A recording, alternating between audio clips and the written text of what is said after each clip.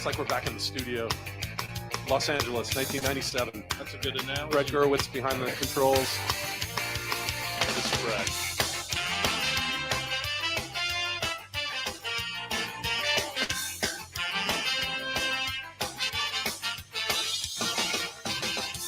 I don't need to tell the truth, but I never lie.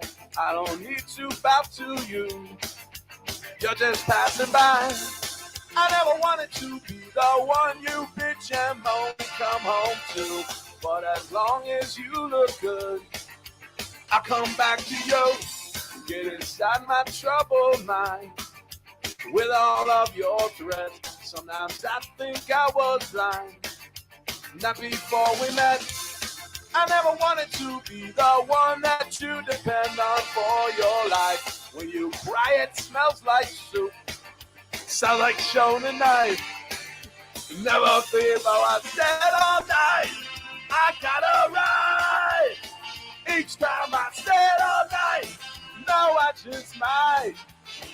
You make me stay all night. It's just that side of you tonight that makes me stay all night. I'm gonna stay all night. You're an evil little girl. I'm a twisted man, tearing through your perfect world. Make you understand. I never wanted to be the one you bitch and moan and come home to. But as long as you look good, I'll come back to you and do the things you do. Stay all night. I gotta ride. Each time I stay all night. No, I just might. You make me stay all night. It's just that side of you tonight that makes me stay all night. I'm gonna stay all. I would never treat you bad. You deserve the best from me. If you want to keep your place, you better get down on your own. Yeah, Todd wrote this one. Yeah. You think? This is not mine.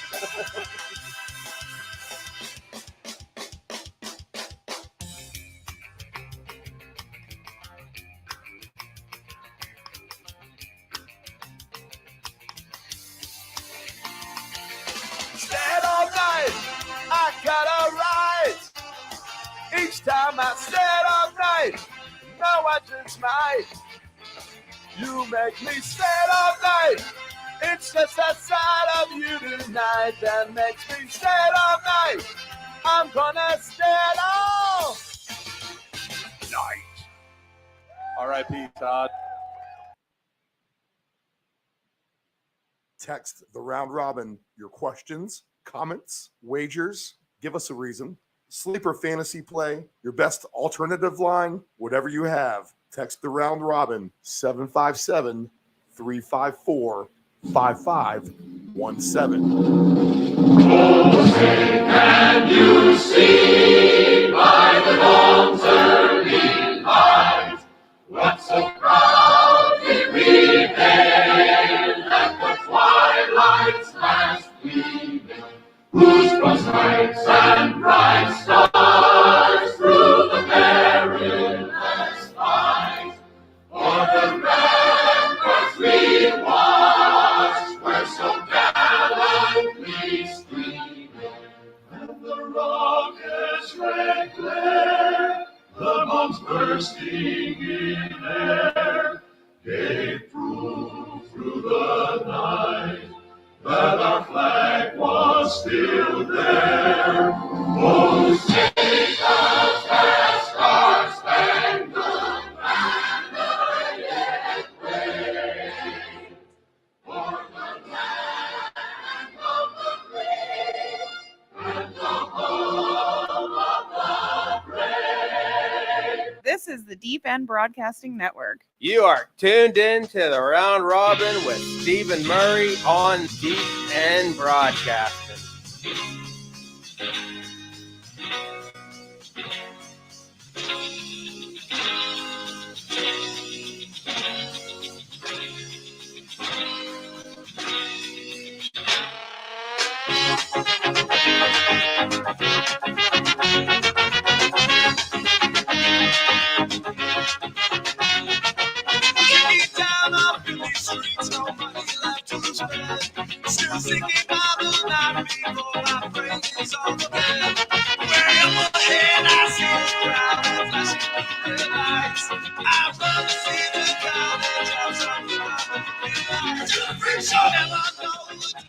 First full week of August well underway right now. It is August the 8th, 2023, live just after 4 p.m. Eastern Standard Time from the beautiful Chicks Beach Studios in Virginia Beach, Virginia, the United States of America. This is the Round Robin Drive Time.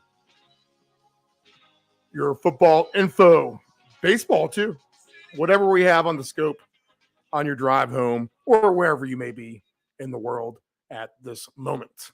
If you're on the East Coast, though, a good opportunity, or Central Time, a good chance to get off work or finish up work, tune us in and take in some football as we look forward and really never behind.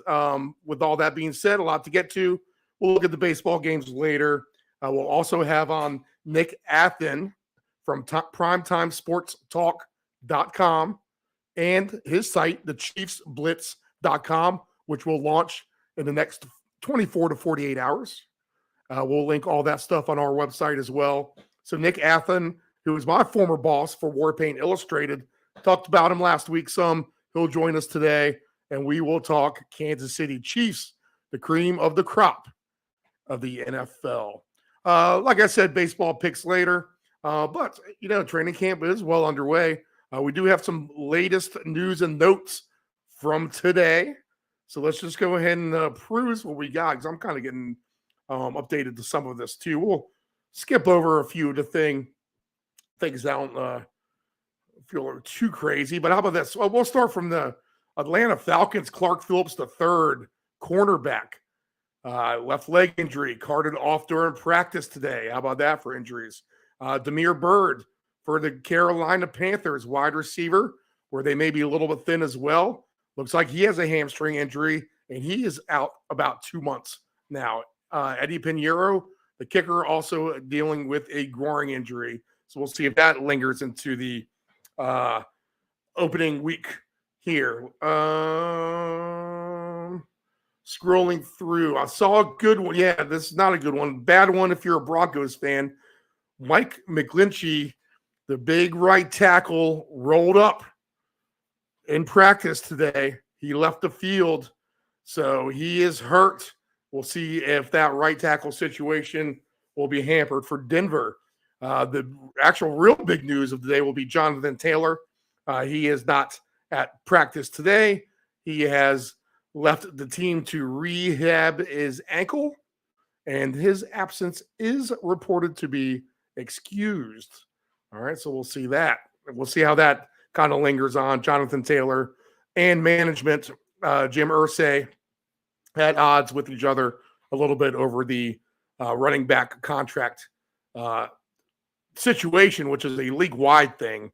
But in particular with the Colts, it's really kind of showing its ugly head here with Taylor now out of Colts practice and camp for the time being. Let's see what else we got here. Trey Flowers, he's going to go on for another stint here with the Patriots. He signs with them. Evan Neal, right tackle for the Giants, a concussion. All right, so he's going to be out for a little bit as well. Scrolling through, anything else crazy here I want to get to? No, that's all about it, really. So that's your latest news from what's happening around training camp. And, well, as some teams have broken camp with the first games this week of the preseason, they'll be home practicing now or at their stadium or whatever. The Eagles, how about the Eagles? Almost sold out their stadium. I'm not going to say almost a sellout, but they had 50,000 people out of practice there at the link for the Eagles. So pretty impressive turnout by the fans up there in Philly. Let's see what we got on the scope for preseason games this week. A couple games will come up on Thursday with the Texans and the Patriots, Vikings and Seahawks as well. So this would be a good little thing. And obviously people have been crucified in the past when you tell someone that you want to bet on preseason football. They act like you are a lunatic. Why would you bet on preseason? Blah, blah, blah, blah, blah, blah. Well, the truth is, and I've not perfected this art per se. I have not been able to invest my wherewithal into this. But a lot of the times, these coaches kind of tell you what's happening. The quarterbacks 1, 2, and 3 who will be playing, and you can get some really tainted mismatches. I know, for instance, I think the Broncos played at Buffalo.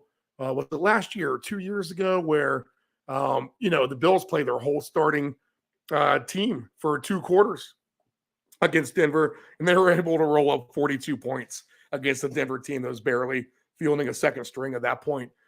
So there are opportunities out there if you do your homework. So don't let anyone tell you that you're an idiot if you bet the preseason. There are actually angles that you can get if your goal and objective is to find the best bet on the board.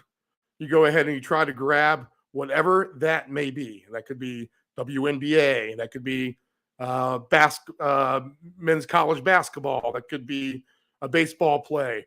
The object isn't just to pick whatever and hope for a winner on that.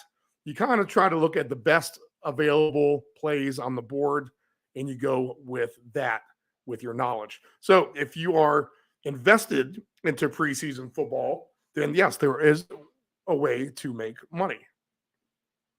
But you need to do your homework. And a lot of times you really need to be paying attention to these beat reporters that cover these teams and, follow what they're doing on their Twitter or X accounts, whatever. And, look for those updates an hour or so before the game and kind of get a feel of what that team may actually be doing that night. Okay, so games on the board this week. Houston is a 3-point favorite at New England on Thursday night. That's interesting. You got good quarterbacks for the Patriots with a rookie coming in for Houston and Stroud. And when I say good, I'm talking about a good situation with Mac Jones and Bailey Zappi. Both are going to want to put it out there that they're going to be the starting quarterback because I don't think that job is settled by any means yet. And you also have Trace McSorley as the third quarterback who's experienced as well. So experience from top to bottom, and the Pats are catching 3 points plus 135 on the money line over under 38.5 at home on Thursday. Full slate here for the weekend. Minnesota at Seattle. Seattle, 4.5-point favorite over under 35.5. Now, Seahawks, they don't have the best quarterback situation behind Geno Smith either. So are they really a 4.5-point better team in that scenario with Drew Lock back there, who's likely going to be the starter? This is the stuff you need to pay attention to. And, of course, you don't think Kirk Cousins will be playing. So you got to look and see what he has on the Vikings depth chart. We'll flip to that. I had the Chiefs doing my Chiefs homework. So when we do the Chiefs homework, I have all that up here. But the quarterback scenario is Nick Mullins and Jaron Hall. So Mullins is an experienced quarterback, and Jaron Hall is the rookie out of BYU. So you expect him to get a lot of time as well. I could see this being an under game. That's for sure. So that number is at 35.5 for the total. The Giants and the Lions. The Giants are laying 3 over under 36.5. The quarterback situation for these teams are as follows. I think this is the most important factor is, what trio or duo of quarterbacks are you going to get for this game or any of the games. So with the Lions, we don't expect Jared Goff to play, right? So we chalk him off. Teddy Bridgewater just signed. We probably don't expect to see him, but we do have Nate Sudfeld. There is Hendon Hooker, who is coming off that knee surgery, so you don't expect to see him. But I think you will see Adrian Martinez as well. So probably a big dose of Nate Sudfeld and Adrian Martinez for the Lions. So does that wow you in a scenario against the Giants? Probably not. Where the Giants are going to go in with, let's assume it's not Danny Dimes, but the quarterback will be Tyrod Taylor and Tommy DeVito. So maybe if you get a good first half line with Tyrod Taylor, that would be the way to approach that. I don't think you can get a halftime line yet. Let's see if there's one up there. Not yet. Maybe closer to the game you'll get it. but the Giants are -3 and over under 36.5. All right. Steelers +1 at Tampa Bay, -1 over under 39.5. -120 for the Bucks, +100 even up on the Steelers on the money line. But the quarterback situation for these teams should be as follows. I don't think we see Kenny Pickett. You might see him for a couple series, one or two, to be honest. I think with Tampa Bay, you have Baker Mayfield, Kyle Trask, and John Walford. Trask is going to be trying to throw out everything he's got to prove that he's a starter. If Baker will likely get out there too, I would think. He gets reps. Also, Walford will as well. But for the most part, besides Trask, you have a somewhat experienced quarterbacking core there for Tampa Bay. Now, if we check for the Steelers, and it's going to be Mason Rudolph. I saw him on the depth chart as well for Pittsburgh. And also, who is their other guy when I was looking at it? All right, Mitchell Trubisky. That's right. And Mason Rudolph. Mitchell Trubisky, Mason Rudolph, and Tanner Morgan. All right, so he's an interesting player. He was the quarterback, the rookie out from the Minnesota Golden Gophers. Decent little player, Tanner Morgan. He actually may find himself as the number 3 when that job's all said and done. So you might actually get an over in this game. It is at 39.5, so they are expecting points. But I would call that a wash as far as the quarterback matchups go. Okay, Green Bay and Cincinnati. Green Bay, this is a Friday night game, 7 o'clock. Tampa is Friday at 7. Detroit Giants Friday at 7. Minnesota, Seattle Thursday at 10. So Friday at 7, Green Bay and Cincinnati. Let's see here, backing out to my depth charts, or my quarterbacks for the Bengals. We're looking at Trevor Siemian, Jake Browning, and Reed Sinnett. So we're not exactly knocking it out of the park there behind Joe Burrow. And the Bengals are thin. They may need to go try to find another quarterback, to be honest. There are some free agent veterans out there. I'm not so sure that's going to cut it when it's all said and done. If Joe Burrow is not able to play as the season starts, they're going to have to figure something out. And you got to imagine these guys will have every opportunity to prove their worth. Now, with Green Bay, I think you might get some Jordan Love playing for sure. Behind him, you have Sean Clifford and Alex McGaw. Clifford is the rookie out of Penn State. So not super highly talented. I'm not so sure what kind of conglomerate of success you'll find with the quarterback position there with the Packers. So this could definitely be an under game. It's not looking pretty with these quarterbacks over under 35.5 here. And again, Green Bay, a 4.5-point favorite at Cincinnati. Friday at 7, we have Atlanta and Miami. Atlanta's laying 2.5, over under 36.5 at the Dolphins. Quarterback. I think you do get some Desmond Ridder. I think you definitely get to see him a little bit. 2 drives. If he looks good, they'll pull him. Maybe they give him a third. I'm not sure. Taylor Heineke could be the starting quarterback when it's all said and done. And when he gets in there, he's going to play competitive. So expect Atlanta to be decent in that regard, especially if Heineke plays 2.5, 3 quarters.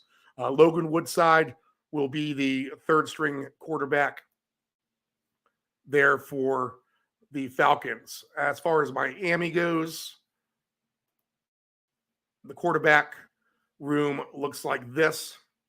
Of course, you have Tua. You won't see him. But you will get some Mike White and you will get some Skylar Thompson, neither of which is bad. So this could be an over game because you have a decent competitive quarterback in Mike White, Thompson wasn't the worst when he was out there. And if they're going against a Taylor Heineke for a decent portion of that game, then I think you might actually see some throws down the field and get a little bit of fireworks here. So maybe an over in this Miami and Atlanta game with that quarterback room. All right. With the Commanders and the Browns, the Commanders are catching 3 at Cleveland. 38.5 is the over-under. Money line plus 130 for Commanders, minus 155 for the Browns. Quarterback room there. I don't think we'll see Deshaun Watson play. So we'll just figure he will be out. But we will get some Joshua Dobbs. I think we will get some Dorian Thompson-Robinson, and you will get some Kellen Mond again. And you will probably get some Dorian Thompson-Robinson split out at wide receiver like we saw him last week with the Jets. BTR is going to be a nice little utility player there for the Browns, and he's going to get a lot of PT, I think, once the season gets rolling around. As far as the Commanders go with their depth charts, Sam Howell, Jacoby Brissett, Jake Fromm. All right, so Fromm, the quarterback out of Georgia, he is the old man, but he's won a national title. So let's see. That you could actually get some points, I think, up from the Redskins in this game against Cleveland's team. Yeah, this could be another over game. So beware of the over Washington and Cleveland. I think the quarterback's somewhat set up for that as well. Friday, 10 o'clock game. So all those games are at 7 or 7:30. Washington and Cleveland will be Friday at 7:30, right? All right, so Cleveland minus 3, over under 38.5 in this game.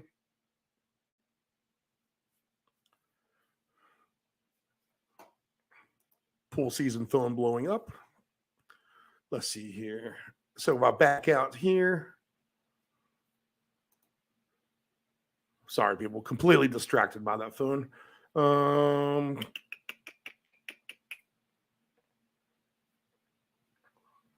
Yeah, all right, that's it. We talked about that. So Washington and Cleveland. Okay, Denver and Arizona. Arizona, 10 o'clock game with the Broncos. The Broncos are minus 5.5 on the road, over under 37.5.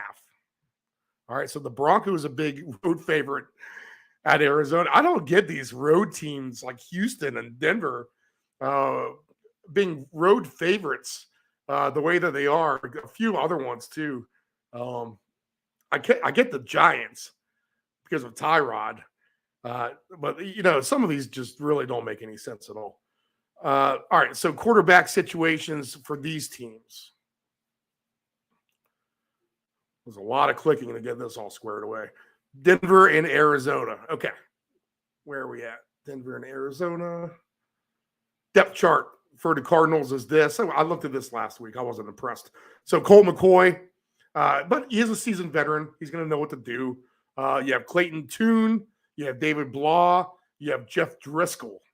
All right. So you have any number of quarterbacks who are going to see some action, none of which will be Kyler Murray. You won't see him at all. We'll see when he shows up during the regular season. It could be week 1, but it could be definitely down the road towards week 6 or so. But you expect Colt McCoy to get a decent run, but he's a veteran too. Does he really need it? I mean, you might see this Clayton Tune kid, the kid out of Houston. Maybe they want to see what they have with him. We've seen David Blah before. Jeff Driscoll, he might get a little bit of action himself. So you don't really know what you'll get there with the Broncos. They have a plethora of different ways they could do things. Russell Wilson, I don't see him playing. I mean, you know, maybe he does. Sean Payton's new system. Maybe you do see a little bit of him, but probably a heavier dose of Jared Stidham and then Ben DiNucci, the James Madison product from out here in Virginia. So you might see some good stuff. As far as the backups go for Denver, I don't know. I think this is basically a push And a stay away at all costs with Denver and Arizona preseason. Saturday, we have games all throughout the day, spread out pretty evenly as well. So if you want to be a bum on Saturday and watch nothing but preseason football, you'll get your opportunity. Chicago Bears hosting the Titans. The Bears are a 3-point favorite. Over under is 37. So the depth chart. Tannehill, we won't see him. We will get some Will Levis, and we will get some Malik Willis. And I think those guys will be competitive for Tennessee. All right. So we look for them to do things on Saturday with the Titans and their quarterback roster. Let's see. The Bears, Justin Fields. You don't expect to see him, I'm sure. But they have P.J. Walker, who's a decent quarterback. Nathan Peterman. Man, see, here's the Blaws and the Petermans of the world still finding themselves on teams. And you have Tyson Badgett as well, who comes out of Shepherd. So you might get some of him. I don't know. This looks like more of a better opportunity, I think, for the road team, for the home team Titans, rather than the road team Titans, who are catching 3, look like the better opportunity, at least quarterback-wise, than Chicago. All right, Indianapolis and Buffalo, 1 o'clock kickoff. Josh Allen, he surprised me. You've seen him in the past preseason when you don't expect to see him. So that could be the case for at least a drive or two. You might see Josh Allen get his feet wet. But behind him, you have Kyle Allen and Matt Barkley.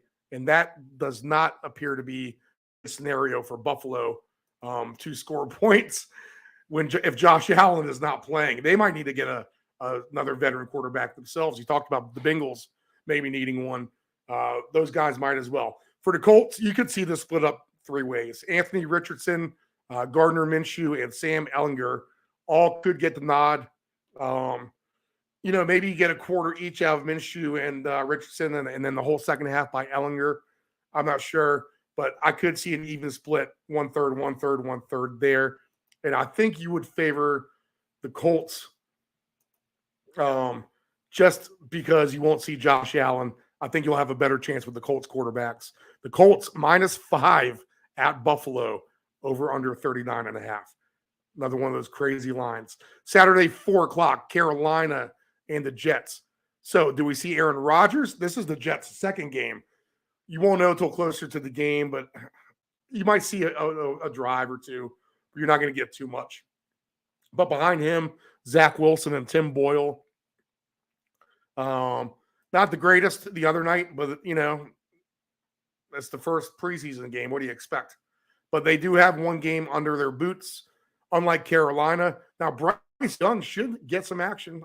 He is the rookie. He's going to have to face the fire eventually, and you grow by reps. So where you don't want to play the starting quarterback, you kind of almost need to if Bryce Young is going to be your quarterback. Andy Dalton, the backup, Matt Corral, and Jake Luton out of Oregon State are all the players behind Bryce Young.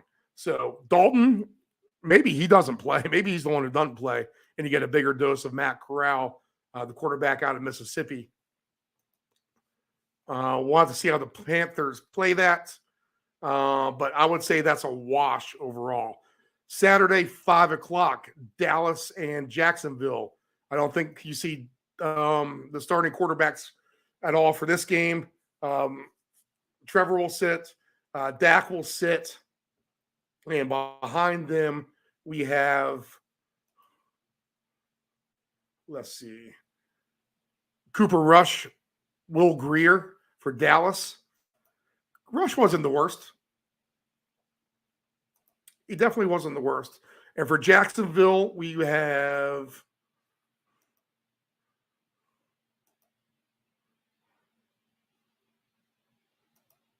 oh, come on.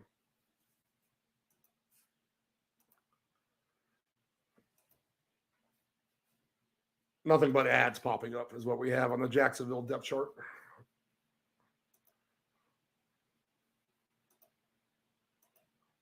Well, it's a dead link.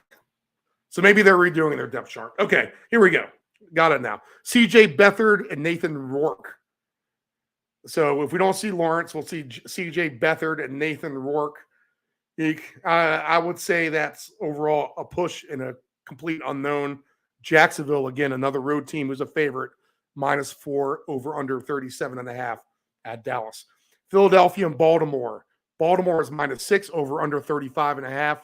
The Ravens have that phenomenal streak, I think, of 18 wins in a row in the preseason where they've covered the spread. So is that the case here with the Eagles, the runner-ups to the Super Bowl champs? From the depth charts, let's see what we got. Eagles. We're not gonna see their starting quarterback. Jalen Hurts won't play, but we could see Marcus Mariota for sure. Tanner McKee is a rookie, and also Ian Book, the Notre Dame product. This will be his second team now, as he played with New Orleans before. So Ian Book, Tanner McKee out of Stanford. They like the Stanford quarterbacks, don't they? These NFL teams.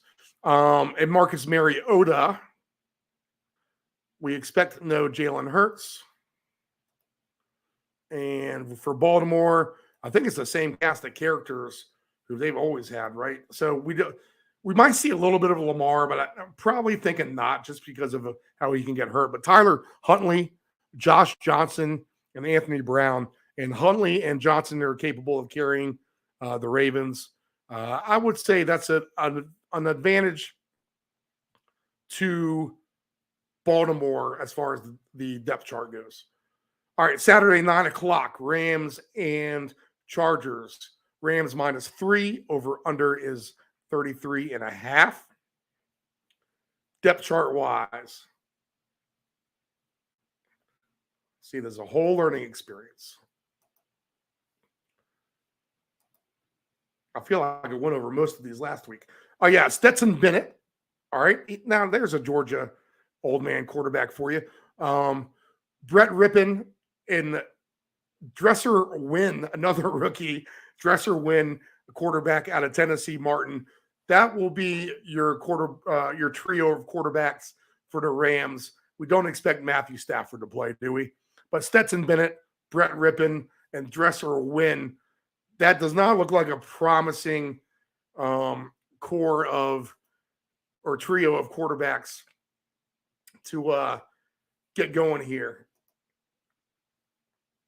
And for the Chargers, I don't think we'll see the money man playing. We can forget about him.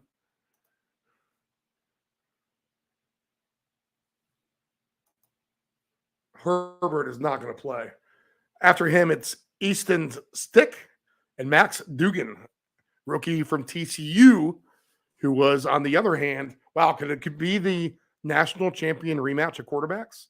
Stetson Bennett and Max Duggan play rematch of we saw how it went last time, a 60-point victory by the Bulldogs. We don't expect that to be the score in this game. But, man, that looks like an under if I've ever saw one. So you do have some good matchups with some quarterbacks who have experience against other quarterbacks who have experience. And you definitely have some non-experience versus some non-experience. That's for sure. Okay, Kansas City and New Orleans. The champs go down to the Big Easy. Mahomes, we don't expect to play, but Blaine Gabbert could. Shane Buechele, quarterback out of SMU. And also Chris Oladokun. I should have gone over this with Nick Athen. South Dakota State product for them. So the Chiefs will have a chance with some young players to get some reps in with Patrick Mahomes sitting comfortably on the bench in New Orleans. If he wants to get that Bourbon Street hangover, he definitely can. All right, quarterback. Derek Carr, Jameis Winston, and Jake Haener. Haener is the rookie out of Fresno State. Jameis, a lot to prove, and you probably will get some Derek Carr.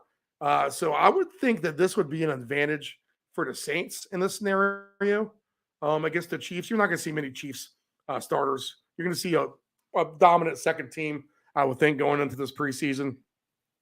So maybe an advantage and a leg up there for the Saints quarterback trio at home.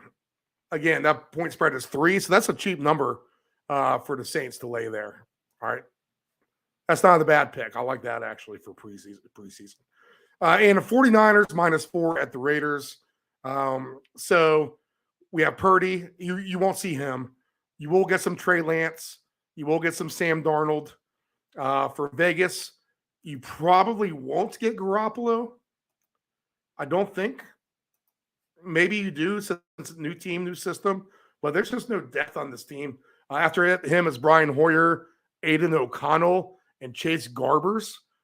Aiden O'Connell is a rookie out of Purdue, so maybe he actually gets the bulk of the load. We've seen what Brian Hoyer can do in the past. He's a seasoned veteran. I don't think you need to throw him out there for 2 halves. So Aiden O'Connell and Chase Garbers, the California product here in his second year in the NFL.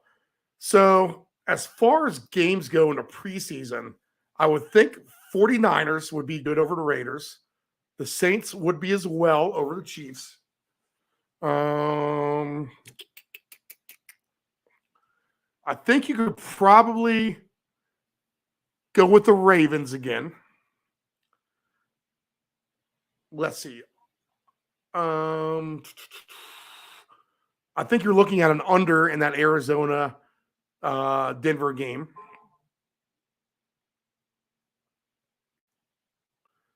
And I think you get a decent shot at an over in the Steelers Tampa game, to be honest. And as far as the Giants and Detroit go, I mean, you got Tyrod Taylor. I think that's a better option in that game. So maybe with the Giants over the Lions in that one. And you know what? I would take the Patriot quarterback trio over the Texans at home catching 3 points as well. So there you go. There's some preseason stuff. We'll recap that after the games go off this week, and I'm sure we'll talk a little bit more about it as this week goes along. We'll revisit the picks maybe as well. I can't say I'm going to bet those, that's for sure. But that's kind of how I would look at it.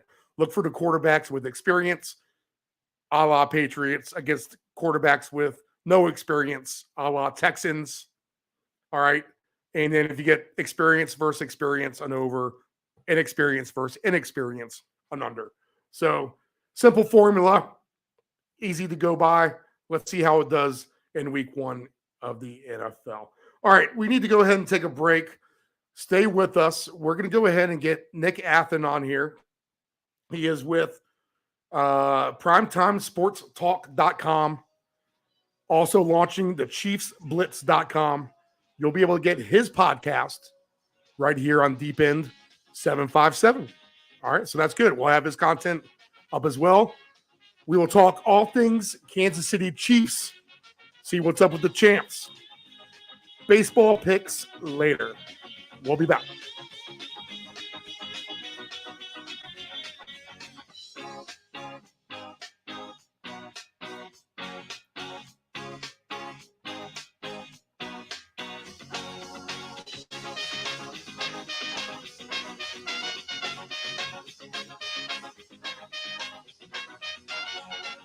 Family-owned and operated, CP Shucker's Cafe and Raw Bar specializes in delicious cuisine, refreshing drinks, and a laid-back atmosphere. We opened our doors in 1995 and have enjoyed being a place to either relax or celebrate ever since. Whether you are in the mood to indulge in a great meal with your friends and family or watch the game, we promise that our inventive menu, attentive service, and skilled bartenders will have you truly satisfied. Both of our locations have spacious outdoor patios for enjoyment enjoying the breeze, and catching a little sun. Our friendly staff at CP Shuckers will make your next dining experience a pleasant one by delivering personal care. We are open until 2 a.m. Full menu will be served until 10 p.m. and late night limited menu until 1 a.m. For larger parties, please give the location of choice a call. Pacific Avenue, 757-425-8676 or Shore Drive, 757-412-2929. More information at cpshuckers.com. Thank you for your continued support and have a shucking good time. Hey, does your home have algae or stains on the siding? Is there grime built up on your deck or brick patio? Coastal Pressure Washing Services has a warranty of professional services. From pressure washing to window cleaning to deck and fence staining, as well as dryer vent cleaning, you got it all. Call Coastal Pressure Washing at area code 757-439-9810 or visit our website at coastalpressurewashing.net. Again, call Coastal Pressure Washing at area code 757-439-9810 or visit our website at coastalpressurewashing.net. Dependable Solutions can provide all voiceover services for your advanced audio production needs. Think of us as an inexpensive option, no matter what the size of the project is. From one-word cameos to full script productions, contact Dependable Solutions at 757-354-5517. Do you want to advertise with Deep End Broadcasting?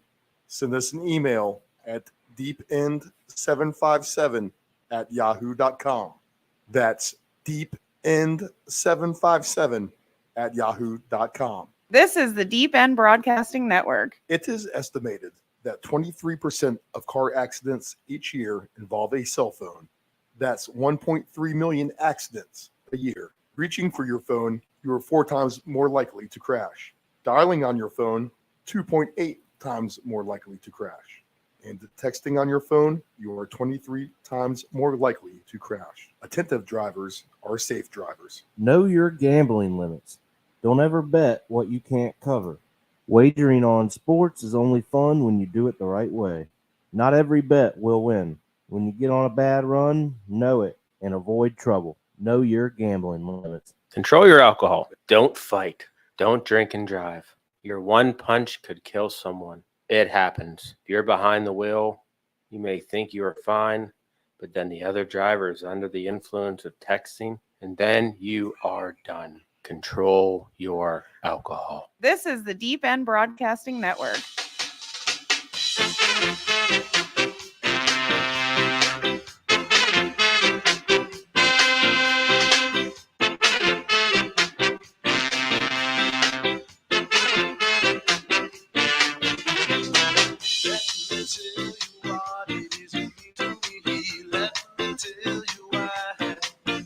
Excited to talk to our next guest.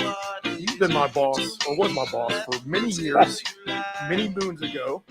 A quick little story. I was at the FedEx Field Stadium, and I was approached by, I think it was one of your buddies, Nick. I can't remember his name exactly. But we were doing our show in the tailgate with Bill Blades. We were doing the tailgate players. And from that, I met a gentleman who made me the Denver Broncos beat writer for Scouts back in the day. And then probably Chad Jensen would be my guess. Yeah, okay. And then from there, Warpaint Illustrated with the Kansas City Chiefs, a magazine, back when we had magazines back in the day as well. Yep. I was able to be the AFC beat writer for Mr. Nick Athen. Nick, you're back in Missouri. You're in Chiefs country. We're going to have you on definitely a few times this season. You are our ace in the hole when it comes to Kansas City. But let me just start with this right off the top. When you just talk, I mean, this is pretty obvious, but when you talk the quarterback coaching combos, and I mentioned this on the show last week, you have Mahomes, you have Andy Reid. That is literally as good as it gets.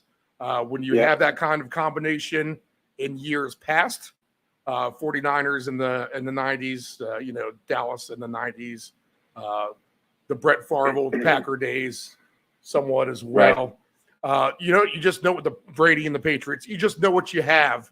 And with 2 Super Bowls already, there is definitely that avenue to set themselves up for a few more, as long as Reed's going to stick it around here. And it looks like he's having fun. He looks like he's going to stick it out.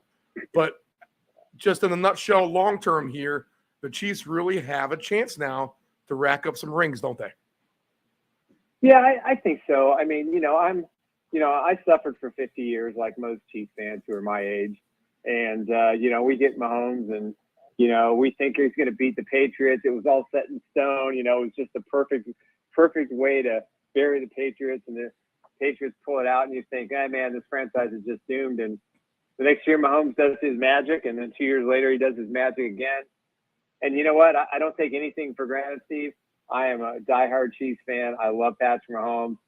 But I'm starting to think the combination of Andy Reid, I'm going to include Matt Nagy in this thing, because I don't think they win the Super Bowl last year without Matt Nagy, because he was basically the offensive coordinator.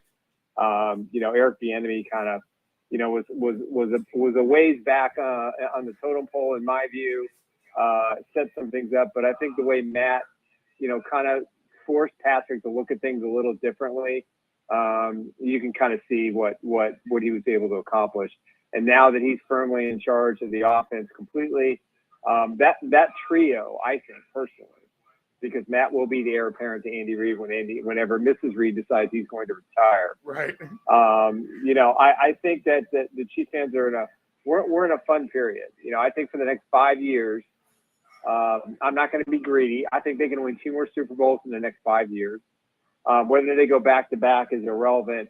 But, Patrick Mahomes is chasing the prime of his career right now. He's just on the verge of the beginning of the prime of his career. And I think we just have to look at it, sit back and watch and enjoy it. And I keep tempering people, because a lot of people come up to me and say, well, is he the greatest quarterback ever? Is he this? Is he going to catch Brady? And I come back and say, you know what? I don't know, because I've yet to see Patrick Mahomes play a 4-quarter game in the Kansas City Chiefs uniform, meaning lights out, start to finish, no lulls in the offense, no miscues, those kinds of things. The Raiders game a couple of years ago when they were stomping on the Arrowhead logo, he played 3 quarters. He didn't play the 4th quarter. That's as close to a perfect game as he's ever played. And so I think there's room for improvement, and I think Patrick knows that too. So to answer your question in a very long-winded manner, as long as Andy Reid and Patrick Mahomes are together, they're going to be 50-50 to win a Super Bowl every single season. I mean, they're going to have the opportunity at least. I mean, Correct. they're going to get into the playoffs. They'll have a chance to quote unquote dance, as they say. And yeah, I think you brought up a good point, because his first year as a starter, I think you did see those glimpses of the super, super greatness. And you've seen it through his career, but that was when everyone's eyes were opened. And if you can just, like you said, just keep that 4 quarters, 15 of the 17 games or so, it's going to be lights out. It's going to be lights out. What's impressive is the 2 quarters to 3 quarters virtually beat everybody he faces every week. So, I shudder to think if he ever puts it all together, and this is certainly no knock, there's no doubt in my mind the Chiefs will run the table undefeated at some point if he ever gets into that zone. I don't care. I don't care the cast around him. I don't care how good the defense is. I think that's the greatness that he wants to achieve. Wow. Okay. Yeah. So, hey, we've seen it almost happen in recent years, not quite all the way through the Super Bowl. Yep. The Patriots, of course, failing against the New York Giants back then. Okay. So I can go a number of different ways. Let's just stick with that. I would think it's going to be a tough run to do that this year, just because the schedule does look very difficult, at least to me. And also the opponents, many of the opponents for the Chiefs will be coming off a bye week. I'm not sure if you noticed that or not in the scheduling. I did. Super dissecting, but you're going to have a lot of teams with extra time to prepare. You have that proverbial, X on the mark, X on the back. We need to take this team down. We're going to give you the best shot, however you want to put it. So tough task to do that this year, correct? Yeah, I'm not going on the record saying they're going undefeated this year.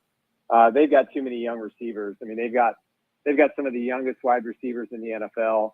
It's going to take some time for these guys to gel. I think they're going to be fine.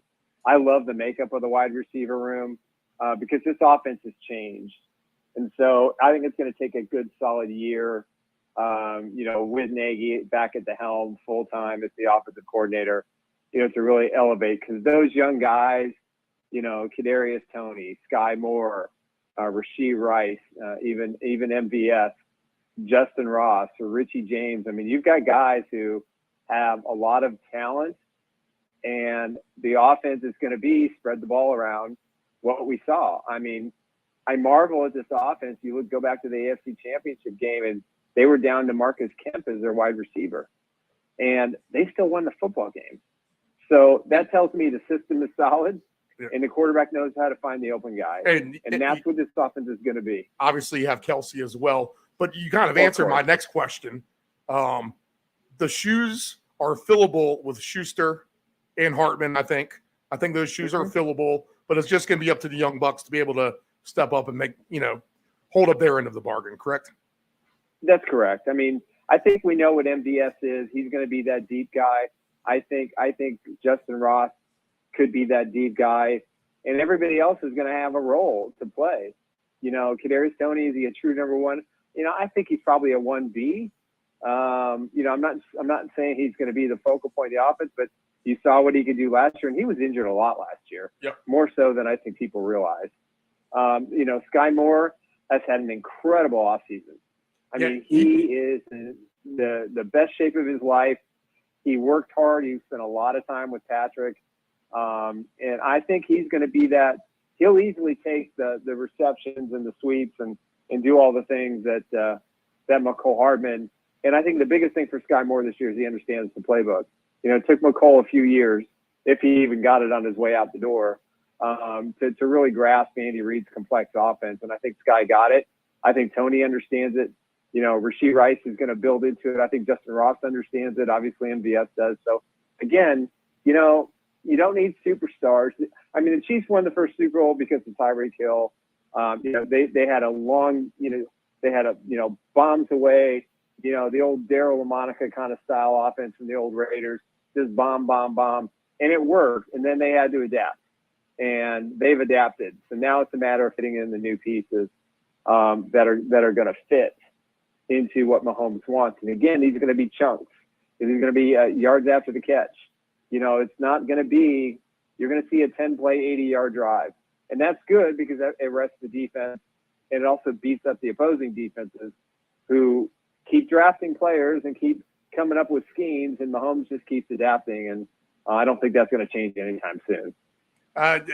You didn't steal my thunder, but I think that was my next thing. I think Sky Moore, I mean, he can take a bigger leap than maybe potentially any other player in the NFL, really, to be honest, as far as yards gained, maybe even scores as well. He's going to take a significant jump just from the opportunity's sake alone, but with that talent of Mahomes throwing to him and the play calling. I mean, the sky really is there you go. The sky's the limit for Sky Moore. Yeah.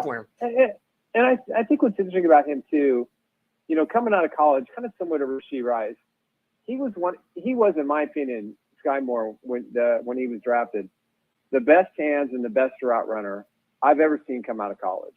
I'm talking ever. I'm talking any wide receiver that's played in the NFL that I've looked at pre-draft, certainly in the last 10 years. Now, is he the most physical specimen? No. But he knows where to be on the football field to where he expects the ball to be. He's good in open space, but he struggled. Those fumbles on those punt returns, that totally affected his confidence. And if you don't have confidence in the NFL, you're toast. I don't care how talented you are. And I think what he learned was the way he played in the title game. I mean, he was great in the Chargers game too, on the road when they kind of clinched the division. But in the Super Bowl, he made some plays. He got some confidence. And that really elevated him mentally to come into this year and saying, okay, I can be that guy. He's a legit number two, in my opinion. And if Tony gets injured, then he can come right in and be the number one, I think, because of the way he's worked in the offseason, how much time he spent with Patrick. But you're right. For me, he is a guy that is ready to take the next step, believes he can take the next step. The Chiefs believe he can. That first year was a learning experience, and you never know with rookies.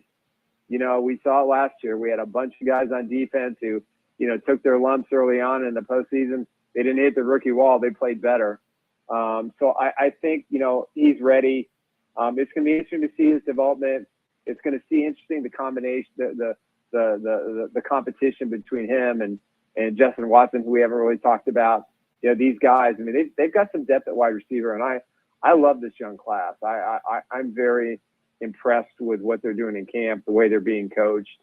And I think Patrick understands these guys a lot better than people are going to realize once we start the first game.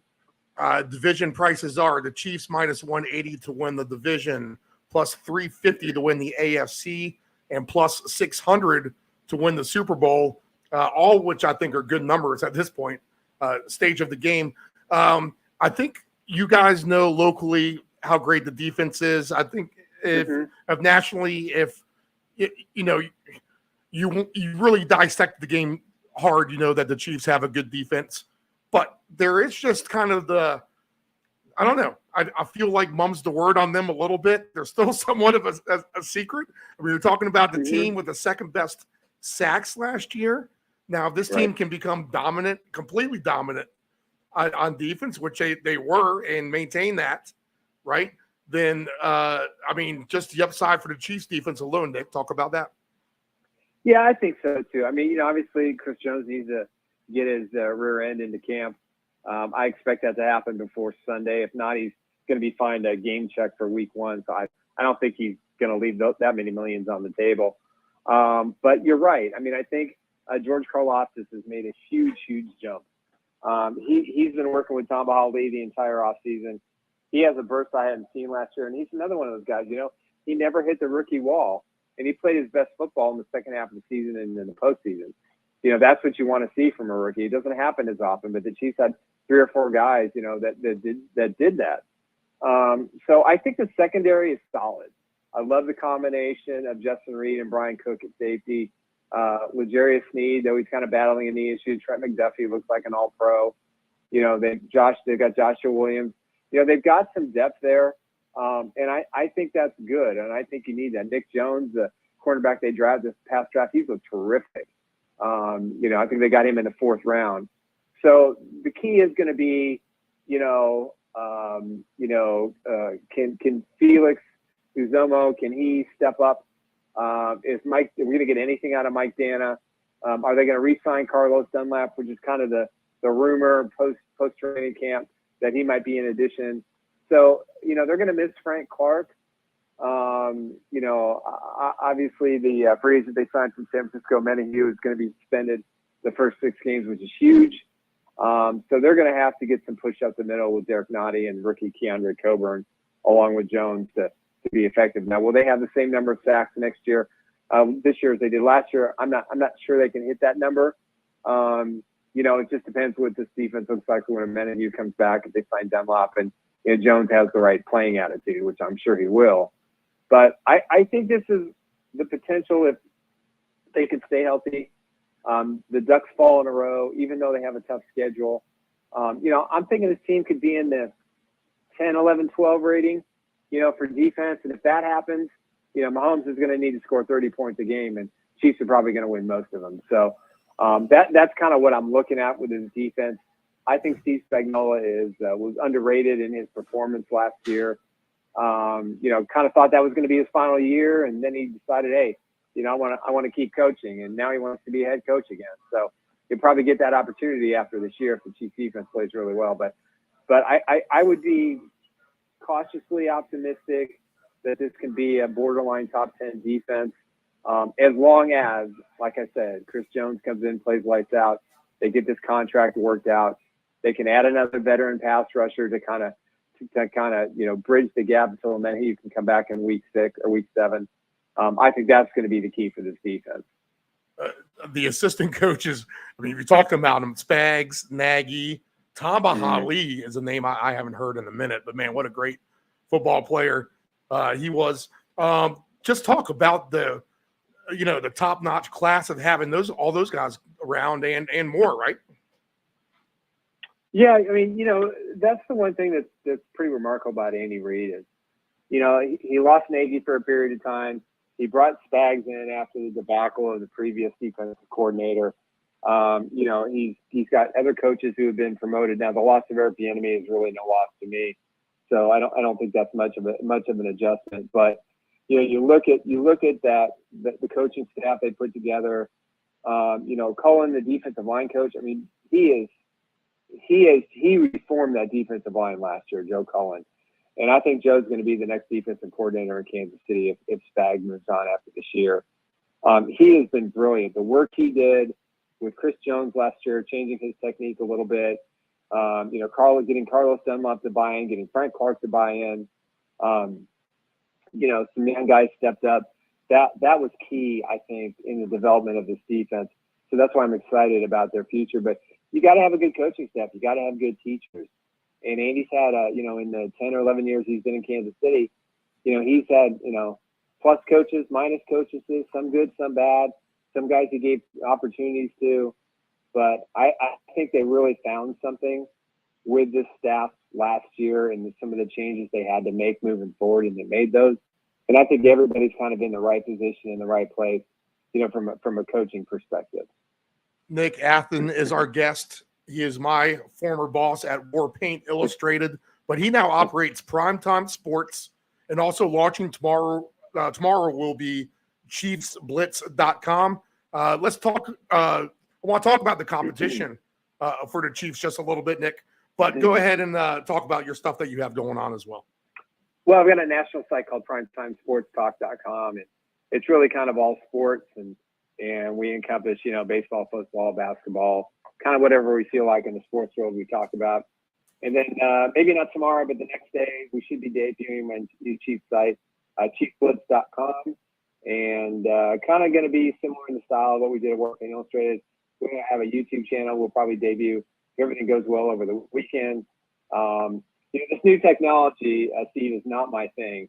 I'm an old dog. I carried my podcast. Join the club on that. Yeah. I carried my podcast equipment around, hooked it up. I had to edit the thing until Apple came out with GarageBand, and then I was able to do the podcast. And then they took the app away, and so it was really difficult to edit those things. But people get to see my face, and we're going to have a lot of guests on, including you, I hope, and just kind of talk Chiefs and kind of take what we did at War Paint Illustrated. We had a 13, 14-year run.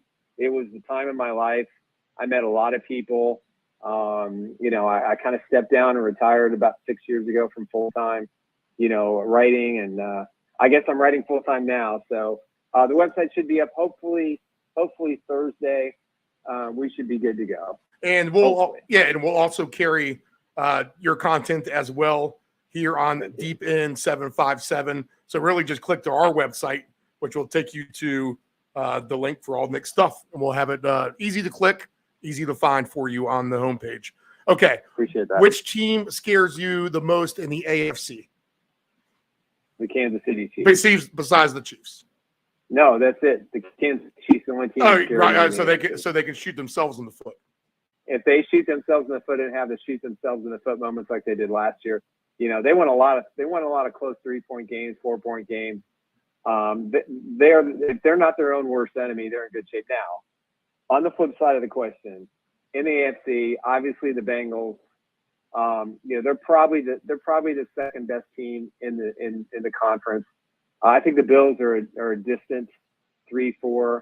The Ravens, I'm not in love with a quarterback. I don't think he can be a pro-style quarterback. I think you have to see it to believe it with them, to be honest. Yeah, Lamar Jackson doesn't have the sideline leadership. I mean, I go back with him, kind of bouncing around a little bit. I go back to the AFC game, playoff game against the Tennessee Titans, and he's on the sidelines by himself. Right. And he doesn't know what to do when they're losing. And you look at contrast to Patrick Mahomes, or Joe Burrow or Josh Allen, even a Justin Herbert. I mean, you look at these guys on the sidelines and they're like, okay, guys, this is what we got to do. And you got to be a leader in every aspect. Burrow, I think, is the closest. Now, he's got an injury. We don't know how severe it is because the Bengals are pretty tight-lipped on whether he's going to be starting the regular season or not. But that's the kind of injury you got to watch out for all year long. Right. It's not something that's going to go away in 4 or 5 weeks, and it could be aggravated at any point. The Bills, honestly, I can't figure this team out. I think they're going to take a step back. I think the Jets will be the flavor of the first couple of months of the season before they fade. Then it's going to be a dogfight between all those teams plus the Dolphins. Right. And the Patriots will play good defense, and I think their quarterback will be better because they got some better weapons around him. But, scare-wise, I would say the Bengals, because of the wide receiver core and the fact that Joe Burrow is, I think, as close to Patrick Mahomes as any other quarterback in the NFL. So I think they're the team that gives me the most concern. But I don't think after that I'm all that feeling threatened about any other AFC team. Jacksonville has shown a little bit of worth and a little bit of spunk. In fact, they gave you guys a decent game there last year, right? Yeah. But go ahead and just talk about them. Yeah, I think they played well last year, and even in the first loss at Arrowhead, I mean, they were down 21 points and they came back and kind of made it a game. And I think that's kind of shows the coaching. I love Doug Peterson as a coach. One of my favorite coaches ever was in Kansas City. He was always very good to me, and we had a lot of interesting conversations about offense. But you just look at that talent. I think the wide receiver position for the Jaguars is really solid and really strong. They got a great running game. I think their defense is solid. They should easily win that division, which is so bad. But it's not easy when Patrick Mahomes is out there to take that leap. Burrow got him once, and Mahomes came back and got him the next year. And I think you have to have a perfect system to beat the Chiefs in the postseason at Arrowhead.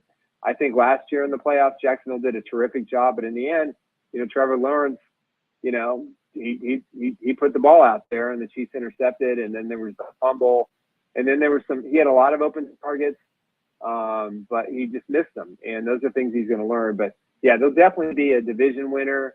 Whether or not they can upend the Chiefs, I probably would put their potential probably behind the Bengals and put the Bills and the Ravens after that. Wow. Okay. All right. Strong words there.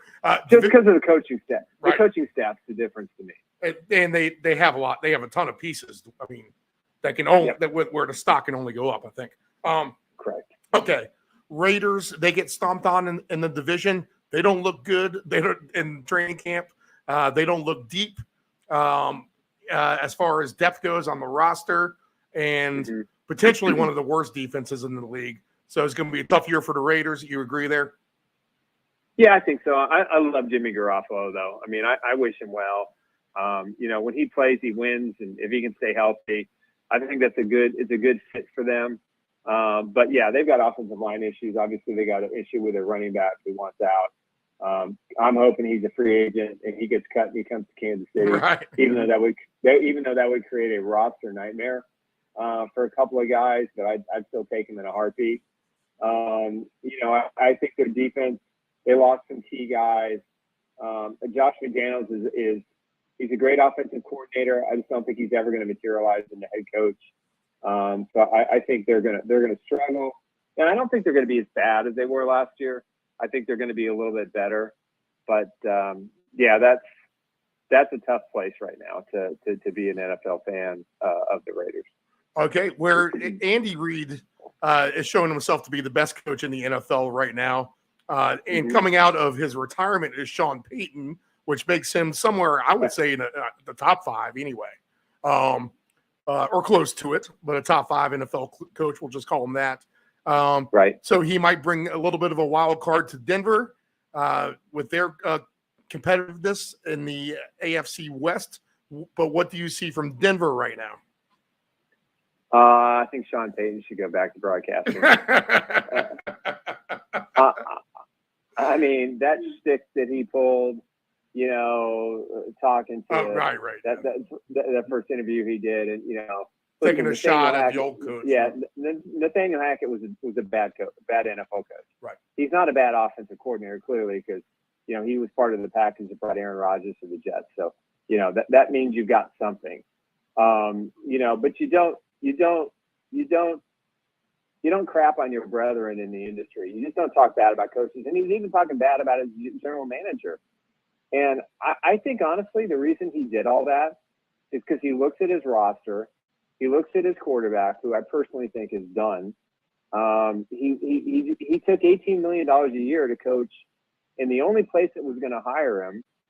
And he wasn't that great in New Orleans toward the end. And he had Drew Brees, who was the best quarterback. And the guy gets suspended for, all the nonsense with the defense and the headhunting and all that kind of stuff. And I'm thinking, why open your mouth that way, start your career in Denver that way? And, yeah, it's a new culture there, and he's going to be a disciplinarian, but he's a control freak. And, to Andy's credit, Andy Reid, he's not a control freak. He lets the players be themselves, but Sean Payton is not going to let those guys be themselves. They're going to be what he wants them to be. And they've already had a raft of injuries. They had another injury today. And he hired all of his buddies on the coaching staff. And I'm telling you right now, I think that was a terrible hire. I get why the Walmart family did it because they wanted a name, but I think he knows Russell Wilson's not going to be very good this year. I think he knows they're not going to win too many football games this year, and I think he's fine with that because he's making so much money. But listen, can the Broncos win 6 games? Maybe. Can they win 10? It's entirely possible. Will they beat the Chiefs this year finally? Probably 1 out of the 2 since you're playing them in a 3-week stretch. Twice. So I think that's an absolute possibility, but I don't see them getting over the Chargers for second place. I just don't see it. Okay, so they're basically buying the 80s Corvette that's going to backfire, sputter, and blow smoke out. I get that part. It looks good, but it's still made out of fiberglass. Yeah. Okay. The Chargers, obviously they went out the worst. Their season ended the worst way than I think any other team really did last year, blowing that huge lead at Jacksonville. But here you go, Herbert gets the money. He's a year later. They do sign Eckler back, talented team. But I mean, you talk about teams that have shot themselves in the foot. I mean, that's the San Diego Chargers in a nutshell. Although better last year with the coaching decisions, I think overall. But what's your outlook for those guys? Well, I think with them, I still have an issue with their head coach. I'm sorry. I just don't see Brandon Staley as a guy. I think bringing over Kellen Moore was a good move, but I don't think that the Cowboys' offense was all that great.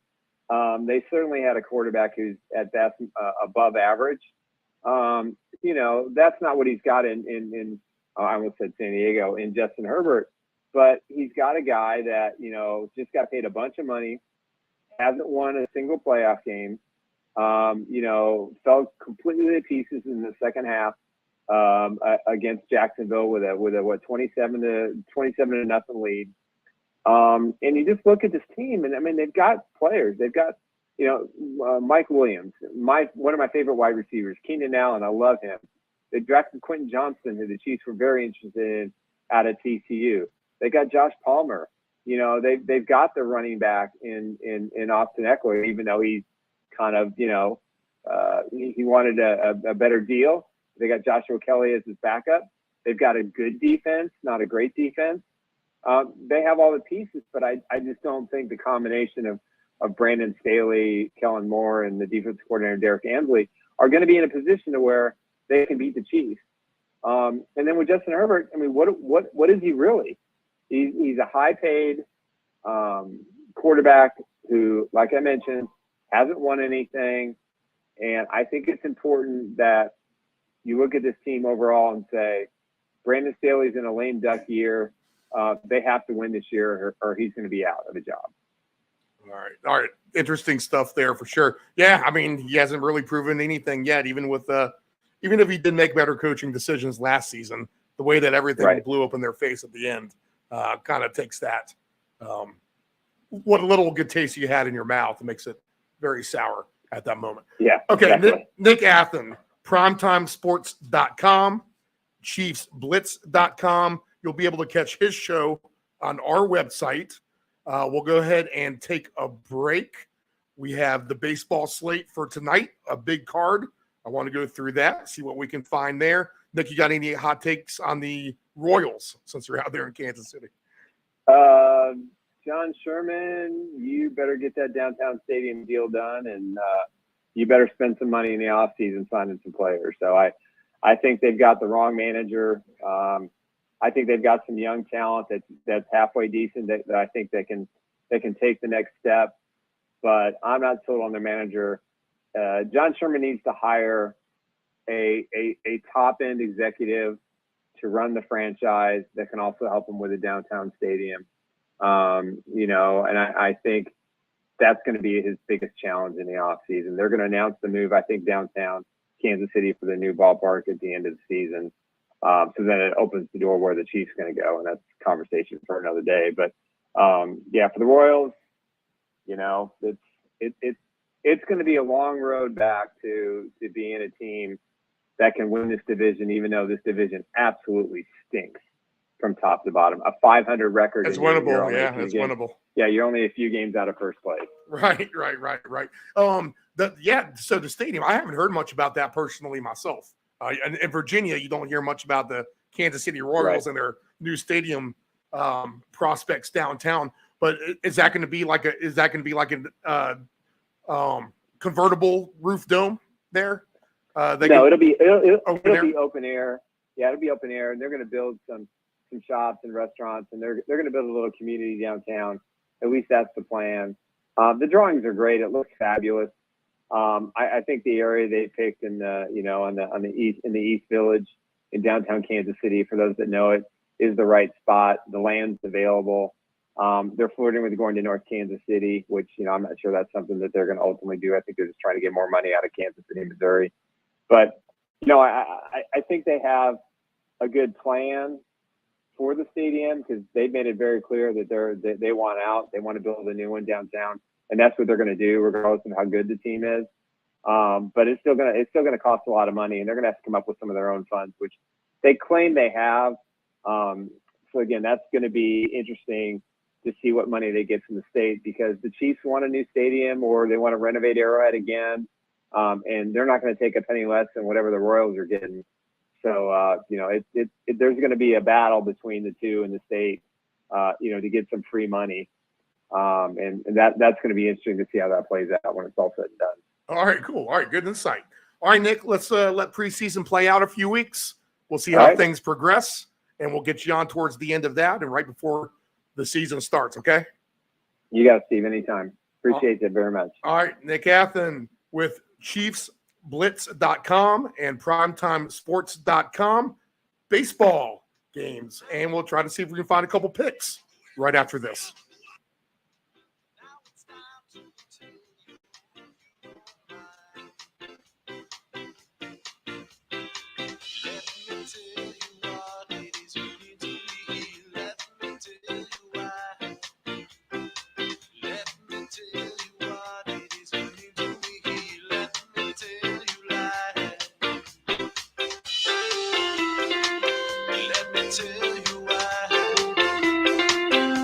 I'll tell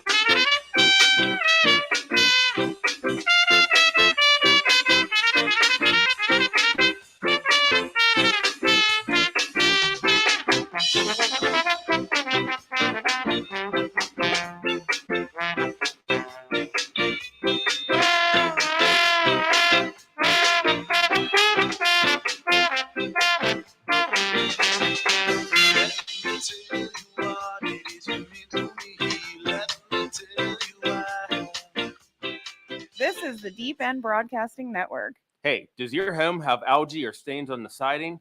Is there grime built up on your deck or brick patio? Coastal Pressure Washing Services has a warranty of professional services.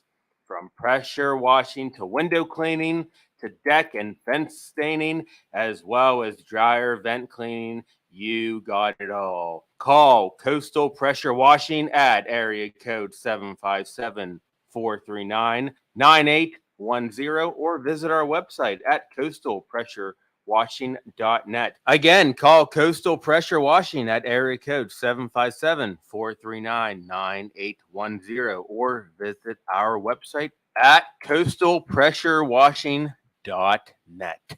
Dependable Solutions can provide all voiceover services for your advanced audio production needs. Think of us as an inexpensive option, no matter what the size of the project is. From one-word cameos to full script productions, contact Dependable Solutions at 757-354-5517. Do you want to advertise with Deep End Broadcasting? Send us an email at deepend757@yahoo.com. That's deepend757@yahoo.com. This is the Deep End Broadcasting Network. It is estimated that 23% of car accidents each year involve a cell phone. That's 1.3 million accidents a year. Reaching for your phone, you are 4 times more likely to crash. Dialing on your phone, 2.8 times more likely to crash.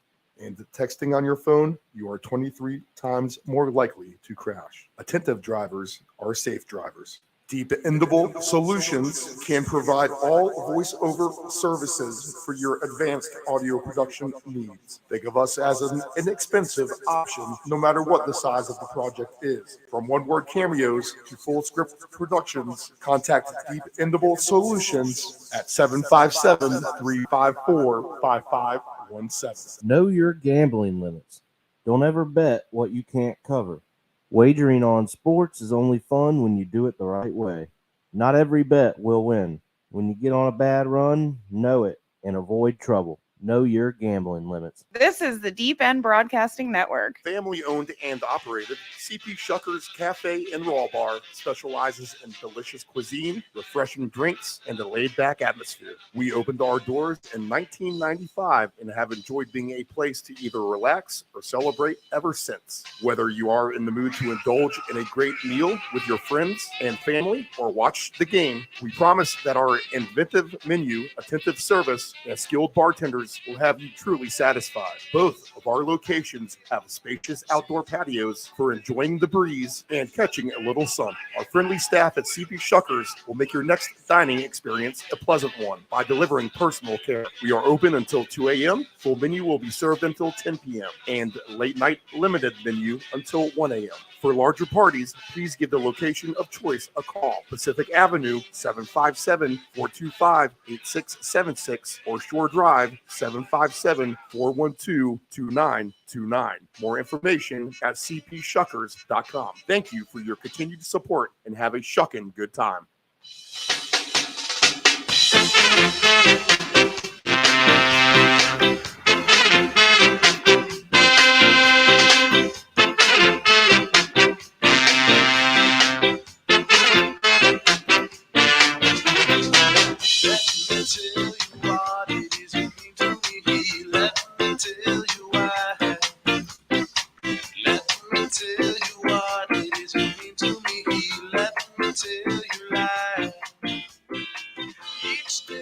This is the Round Robin. I am Stephen Murray, broadcasting from the Chicks Beach Studios in Virginia Beach, Virginia. It is 5:23 p.m.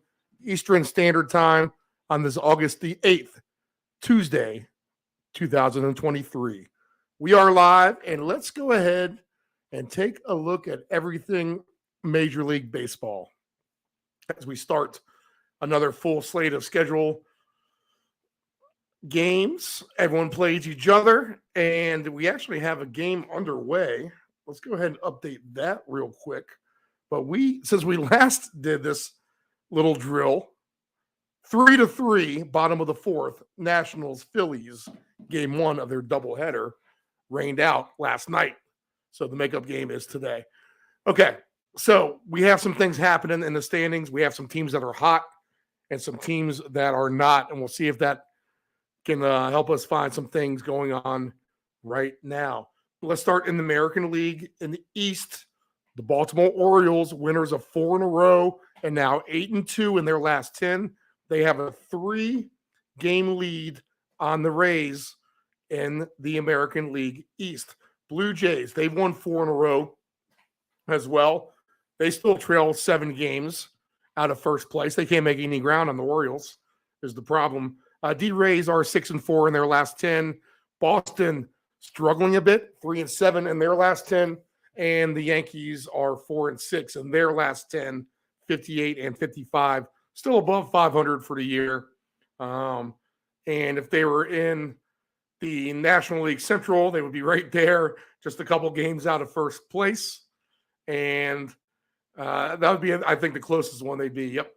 But the Yankees above 500 still in the wild card hunt, kind of fading maybe. We'll take a look at that in a minute. In the Central, the Twins now, where everything was a little tight at the top with the Guardians and the Tigers were within shouting distance anyway. The Twins now have a 5.5-game lead. They've won 5 in a row, so they're red hot. Guardians losers of 3 in a row, 2-8 in their last 10. Tigers, they've lost 2 in a row, 3-7 in their last 10. How about the Tigers? Minus 111 run differential for them on the year. The White Sox, they've actually won 3 in a row, but playing 500 ball in their last 10. And the Royals continue to be bad. They've lost 3 in a row. Texas has turned it around. They've now won 7 in a row. Houston and Seattle playing good too. Houston just 6-4 in their last 10. Seattle 5-2 in their last 10. And they've actually gained a little ground on the standings. Seattle trails Texas by 6.5. Houston trails Texas by 3.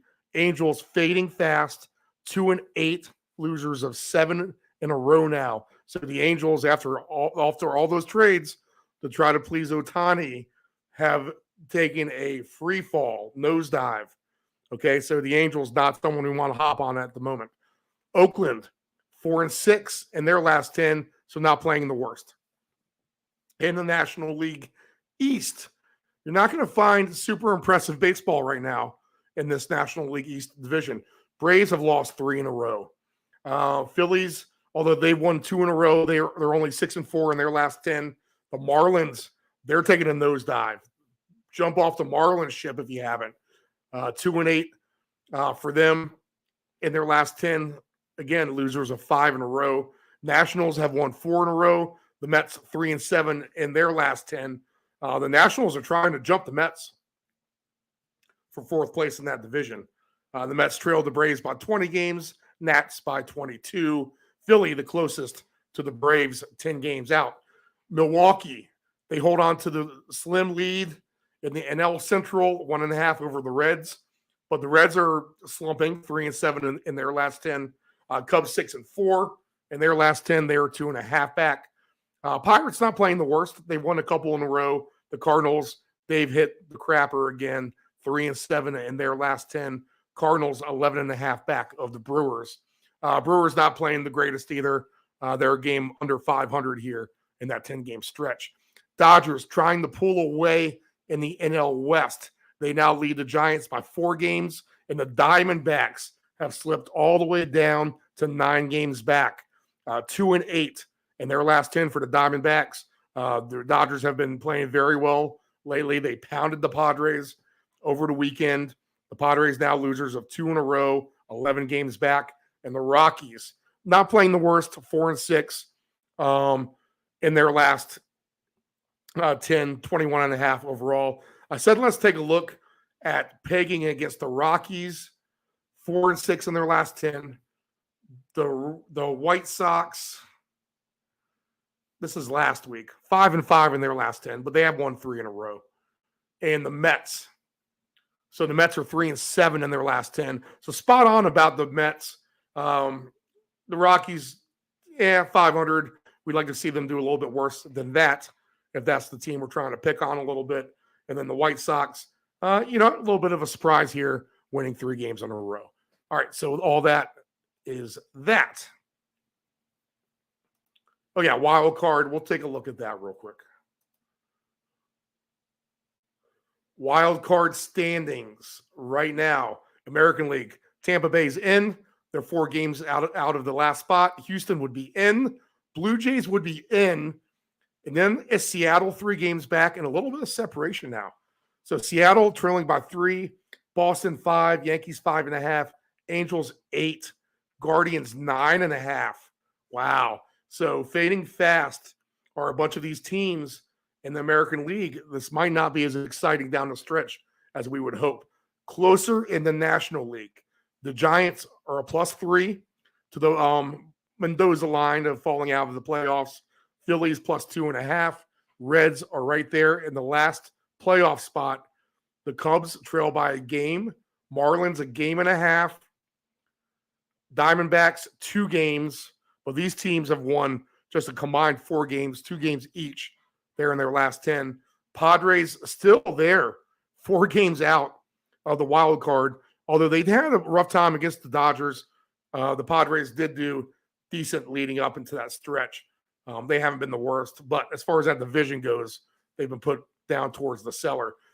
Pirates and Mets still 7.5 out. I would say that's still shouting distance with the better part of 40 games left.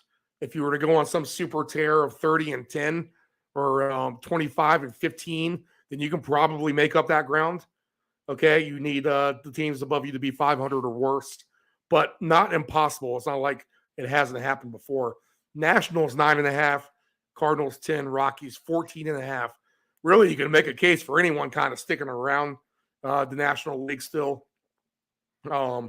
But you always get into the scenario if you have to jump, the further down you are, that's more teams you have to jump. Okay, so that's more things need to happen to go your way. All right, so let's play that to the odds board, see what we come up with for tonight. We need to get Nephew Dave popped in here this week. I'll talk to him. Maybe he can get in here tomorrow. We'll get the Ant-Man back on, I think, for Thursday. And Dave Grande will be Thursday this week as well. That'll be good. That'll be game day. That'll kind of feel like a custom kind of dealio, our ritual, if you will, on Sundays where we talk on the game day. All right.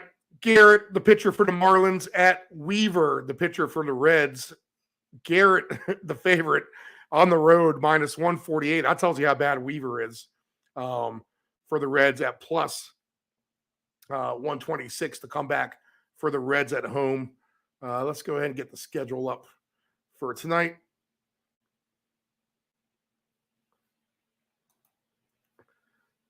Find out a little bit more about these guys right here. Jorge Soler, 27 home runs on the year for him. So he's having a nice year in the lineup. You'd like to see the batting average up a little bit more, above 241. But Soler's doing well for the Marlins. Larissa Arise, who's flirting with 400. If you're wondering where he is at, he's hitting 374 right now. All right, so the starting pitchers tonight. Let's see. The Marlins against Weaver, limited appearances. They have hit him okay at a couple guys who have played against him. Nothing stands out on the Reds versus Garrett lineup. Oh, here we go. So Weaver, 6.98 ERA on the year, 89 innings pitched, just 72 strikeouts. He's given up 22 home runs, 32 walks. Garrett, a little better, 111 innings pitched, 122 Ks for him, just 19 walks for Garrett. So you think that Braxton Garrett would have the edge here against the Reds, but you can't take the Marlins at 2-8 right now. You can't trust their bats. The Reds offense does have the capability to pick up and wake up. So I guess with the plus price at home, you kind of have to lean with the Reds. Although their pitcher is terrible, maybe he can find his way tonight, and you kind of hope for the best, and you hope that the bats can kind of pop out in Cincinnati, where, that can happen for sure. Sonny Gray is the pitcher for the Twins at Eduardo Rodriguez. The line there, -116 for the Twins, -102 on the comeback for the Tigers, over under 7.5.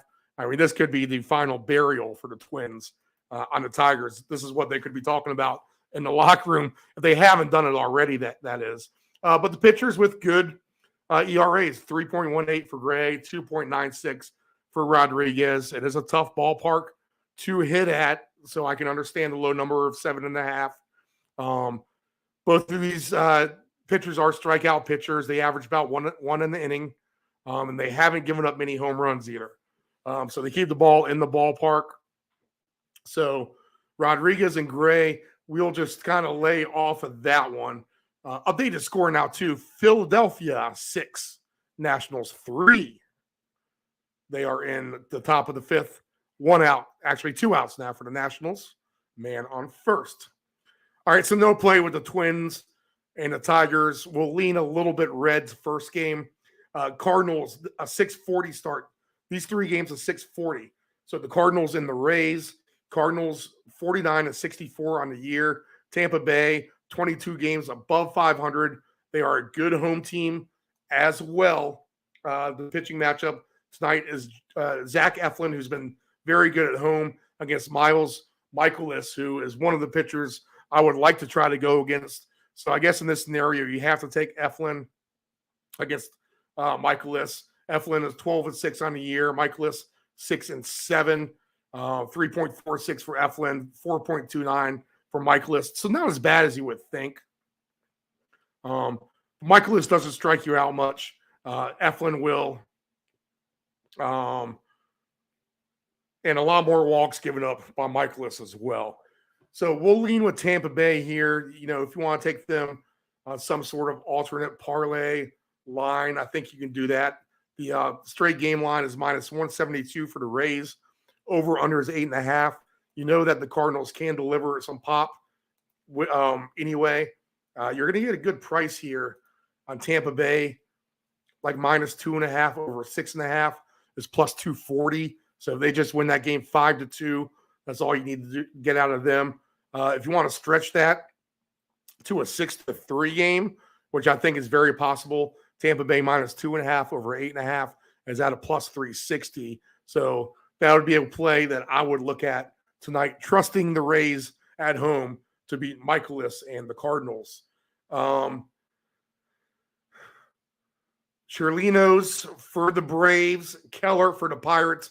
Keller hasn't been the worst for the Pirates. In fact, he's been decent. They talked about him being trade bait as well. The pitcher for the Braves, not the greatest, but not the worst. Chirinos, Yanni Chirinos. He is right now on the season. Let's see. 2.95 ERA on the road, too, so that's not too bad. He's better on the road. 4.42 ERA overall, 4.35 for Keller. Let's see. They each give up about a hit an inning. Keller is more of a strikeout pitcher. These teams put up a lot of runs last night. In fact, that was the story of last night. You had a lot of big crooked scores. We continue to see high-scoring games.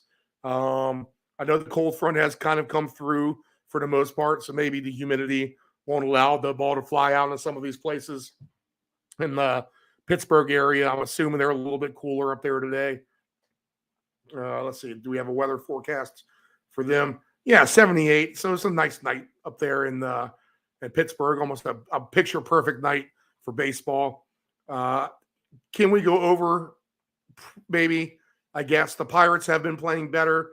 The Braves do have that offense.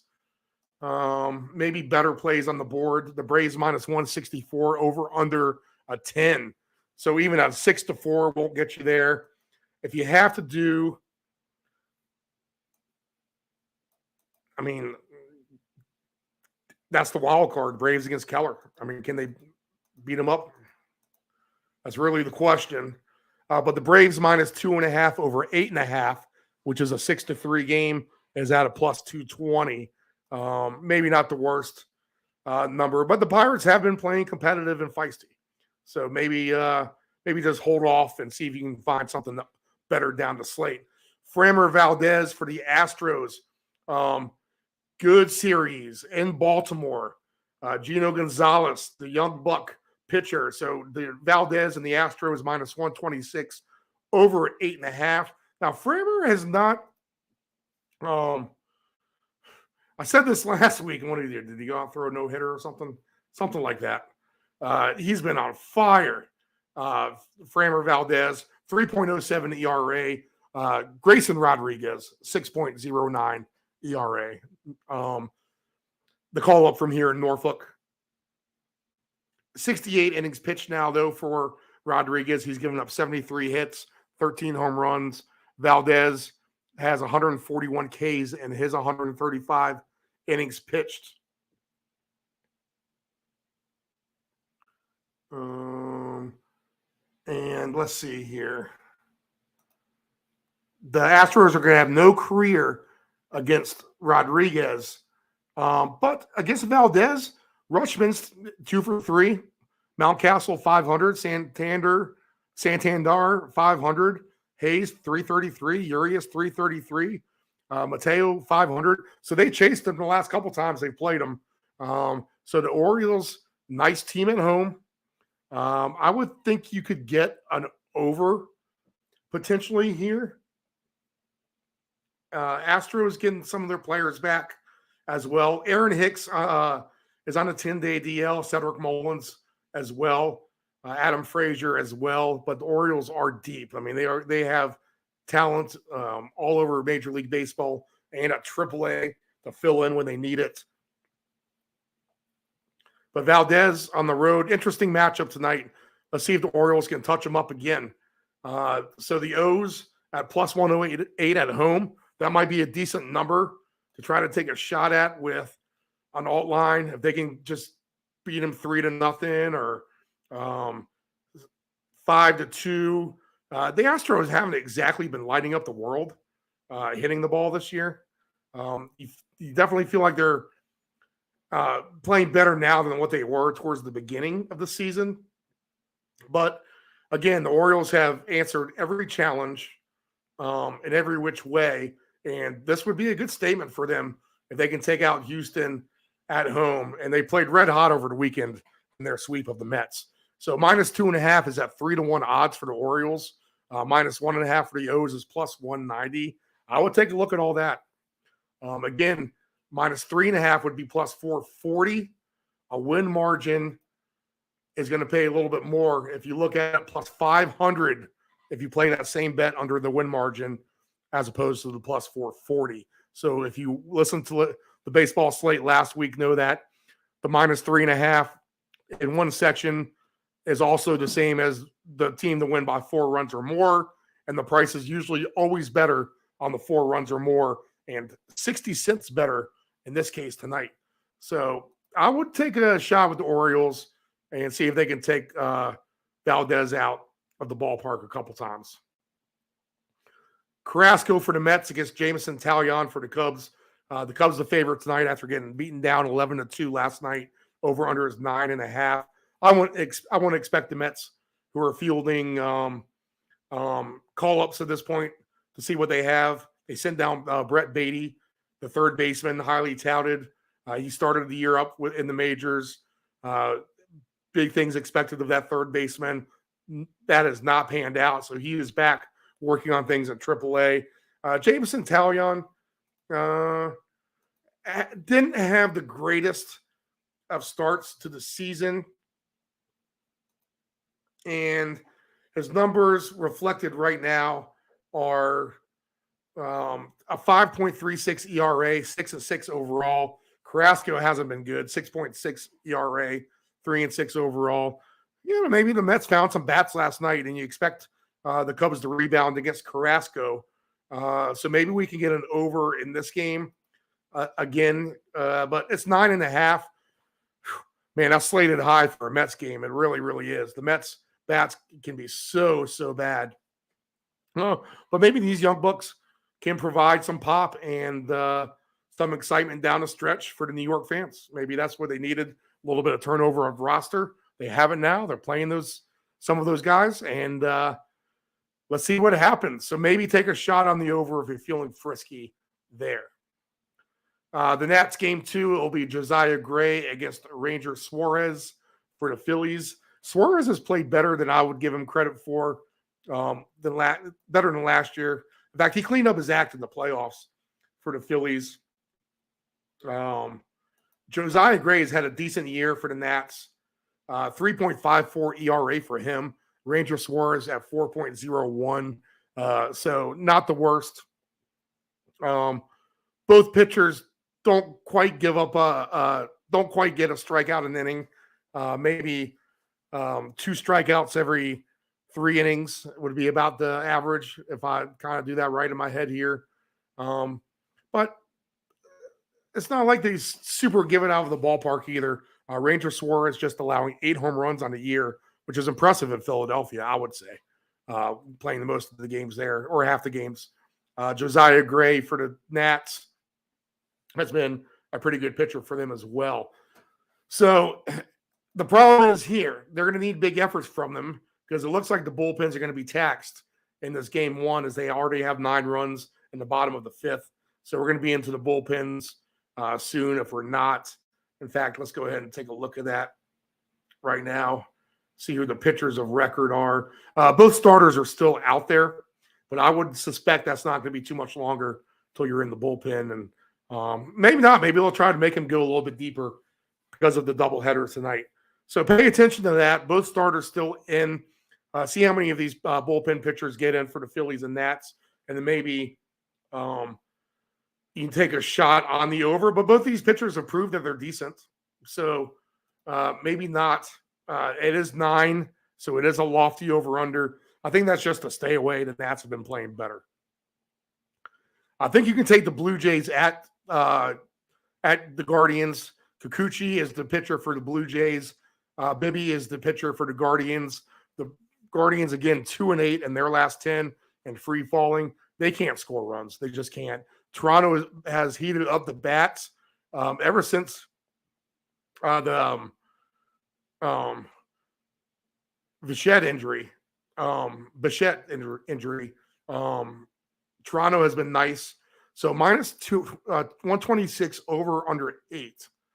So I think you can do one of these sneaky little alternate line parlays again and take, let's see, we're going to take the Jays -2.5 over 6.5 at a +290. I think that's fair. They can win this game 5-2 for sure. It's not like Kikuchi's the greatest pitcher in the universe either. For Toronto, he's been able to be touched up as well. ERAs for these pitchers are Kikuchi's 3.67, so not the worst. He is 9-3. Wow, kind of snuck up on me on that. And Tanner Bibby, he's pretty good too. 7-2, 1.25 WHIP, 3.14 ERA. But Kikuchi has given up 22 home runs, so that is going to be his dealio there. He's given up 22 in 113 innings, so roughly about 1 every 5 innings he'll give up a bomb.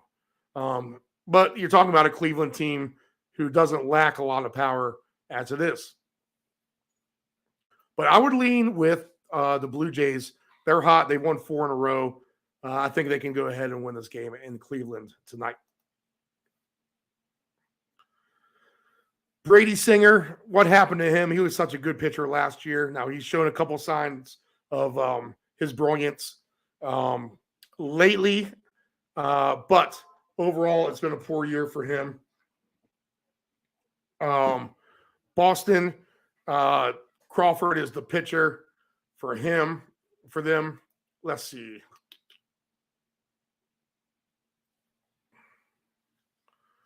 Let me pull this one up. Where did you go? There you are. 76 degrees. So a beautiful night in Boston. Brady Singer, 7-8 overall, 5.10 ERA.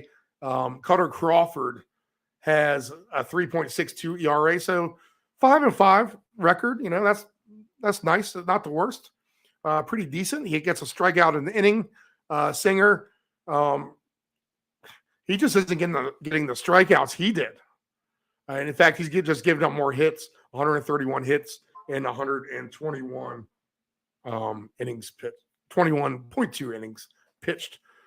So good game last night. If you watched it, the Royals were able to tie it late 2-2, and then the walk-off grand slam for the Red Sox in the bottom of the ninth. The line in this game is plus 154 for Kansas City, minus 184 for the Red Sox. I'll lay off this. Over under is 10, so no play there. Kyle Freeland, the pitcher for the Colorado Rockies, is at Wade Miley. The Rockies got pounded last night by the Brewers. The Brewers minus 210, over under 8.5 in this game. Let me pull up what I have it on my notes.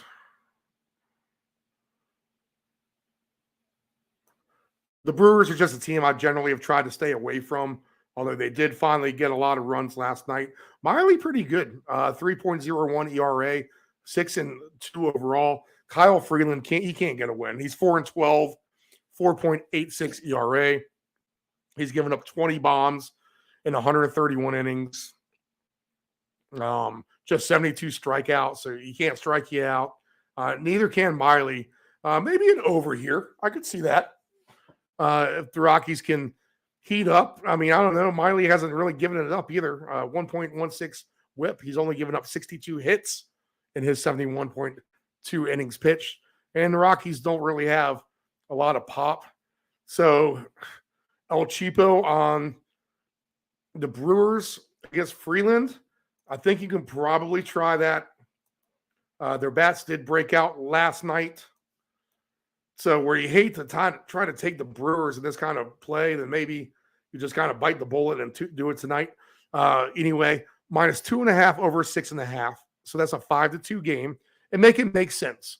All right. Make it so the minus 2.5 here is 5-2. That covers that. 5-2 covers over 6.5 plus 220. You know, do that instead of trying to do like a minus 1.5 over 6.5. Because there are no possible score combinations where that can exactly happen. Or like a minus 2.5 over 7.5 is that plus 280. I'd rather just do the 6.5. Can they blow them out, the Brewers? Eek. I mean, you're talking about the Brewers getting all the way to like. All right, so can this be an 8-3 game? I think that's hard wishing, but minus 2.5 over 10.5 is at a plus 550. Now, you would have won that last night. You're getting paid the same price. So you just need the Brewers bats to really break out again and hammer down a Rockies team who's had a rough go of it all year. So maybe plus 550. We put that on the side chart as a dancing partner if we need to kind of go with it. Touki Toussaint, my favorite pitching name for the White Sox, who've won 3 in a row. He's plus 138 against Schmidt for the Yankees. So let me pull up the numbers on Toussaint and Schmidt. 76 degrees at the ballpark on the south side of Chicago tonight. Toussaint is 1-4 overall, but 3.92 ERA. He's only pitched 41 innings. But only 27 hits and nearly a K an inning. But he does walk a lot of batters as well. He has 27 walks on the year. Schmidt for the Yankees, 7-6, 4.35 ERA for Clark Schmidt. He gives up over a hit an inning, not quite a strikeout in the inning, and he has 16 bombs that have flown out of the ballpark this year. So we'll just take this as a no play. We don't want to jump on the White Sox at this point, and we don't want to jump on the Yankees as not even a 3-game win streak by the White Sox can convince us to play them. They're still a bad team, and the Yankees have, they need to show some heart. I don't know if you saw Giancarlo Stanton jogging from second base to home on a single. So the Yankees do win that game when that happens, but when your manager has to make excuses for you after the game that you're just slow, then that's not a good look. And maybe the Yankees have somewhat mailed it in themselves. Judge needs to really take everyone by the throat in that locker room, tell them to get their act together. Let's try to make one final run. All right, the Giants are at the Angels. The Giants with a nice win last night. The Angels now are 2 games below 500. Giants 11 games above 500 for the year. 86 degrees in Anaheim.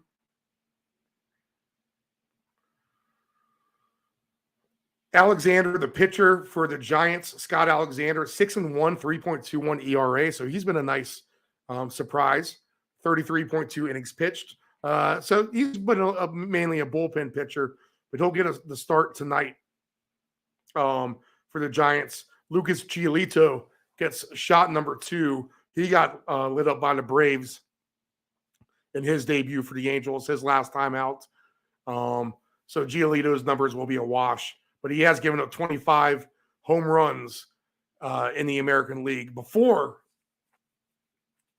Well, these might be the combined numbers, but either way, Giolito, not a good pitcher, not a good acquisition for the Angels, as they have completely nosedived since trying to impress Shohei Ohtani. Let's see, what else do we have? Line in that game is about even, minus 116 for Giolito, over under 9. We'll just stay off of that. Jose Urias for the Dodgers against, I think this is the new Diamondbacks kid. I think I talked about him last time. Let me pull him up.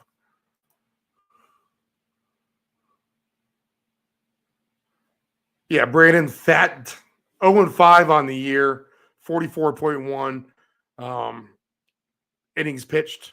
He's given up 52 hits in that span, 14 home runs in just 44 innings. So he's getting bombed. Urias, he's given up 16 home runs in 86 innings, 4.69 ERA for him, 7.11 for Fat. Man, is this an over? This has to be like a 10.5, right? 9.5 over under. Dodgers minus 158 plus 134. I think you can take the Dodgers in the over in this game, to be honest. The Diamondbacks, who I was a big fan of, have quit on themselves. They're not having a very good second half at all. The Dodgers at minus 2.5, over 6.5 at plus 190 is fair.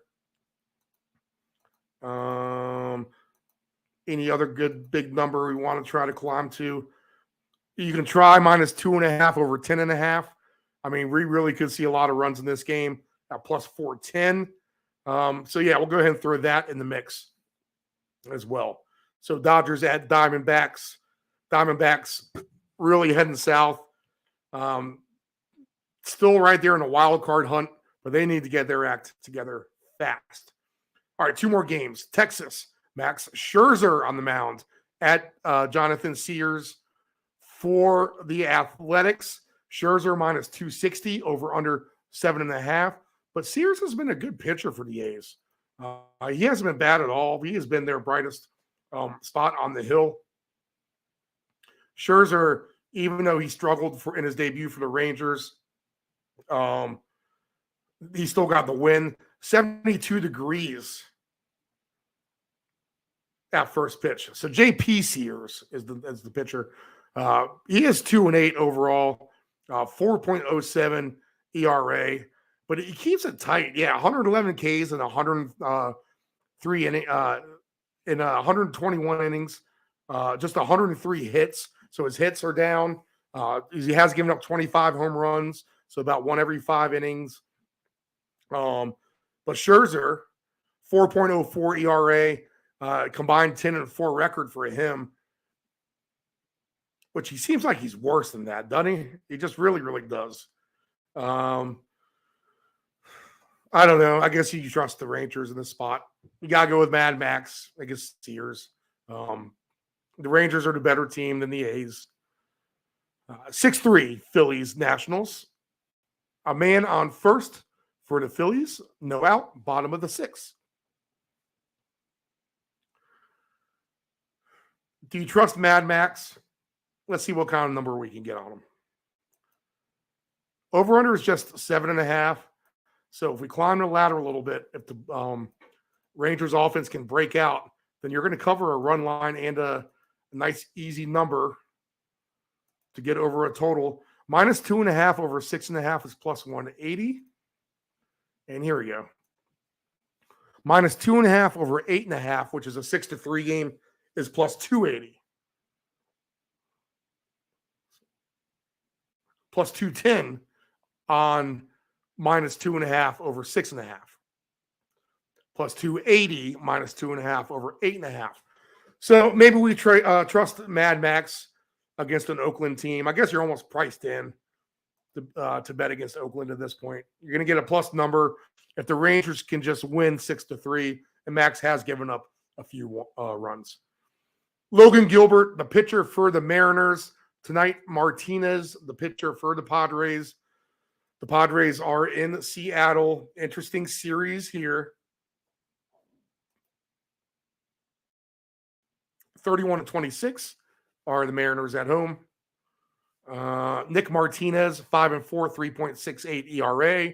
And Logan Gilbert's 9-5, 3.86 ERA. A whip of 1.07. So Gilbert has turned it around a little bit. He had a shaky start to the year. Much better as of late. Just 126. He has 126 Ks and 130 innings and to just 24 walks. So that's a 5-to-1 ratio. That's pretty good. 17 home runs for Gilbert.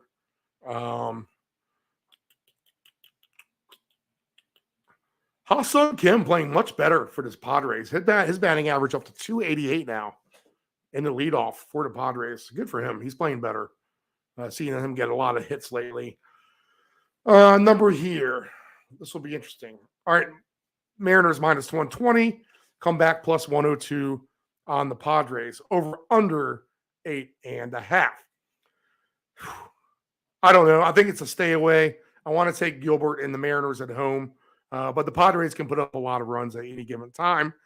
Even after the blow up against the Dodgers yesterday, in which they led 5-0 and then lost 13-7 after scoring 5 runs, bottom of the third, allowing 8 runs, top of the fourth, is how that went down. So we'll go ahead and lay off of that one. All right, what do we like? Slightly Rangers over the Athletics with the over. We like the Dodgers over the Diamondbacks and some alt line parlay with the over there. Diamondback pitcher is very bad. Dodgers on the roll. They can, same with the Twins in the locker room, talking about how they can bury the Tigers once and for all. You're getting the same speech down there in Arizona tonight. Let's see. Giants, Angels will stay away from. Yankees, White Sox, no. Maybe Brewers in the over against Freeland and the Rockies. The Brewers' bats breaking out last night would be the only reason why we do that. Stay away from the Royals and the Red Sox. We'll take a look at the Blue Jays to win at a very struggling Cleveland team. Blue Jays are hot. We'll disregard Game 2 of Phillies Nationals. We'll maybe look for an over with the Cubs and the Mets. Reason only being the Cubs will bounce back, I think, and Carrasco, because they are a good team, and Carrasco is definitely liable to let them bounce back. Mets maybe with some hope with the young talent and their bats breaking out last night as well. We'll take a shot with the Orioles at home against the Astros. I think we'll disregard the Braves and the Pirates.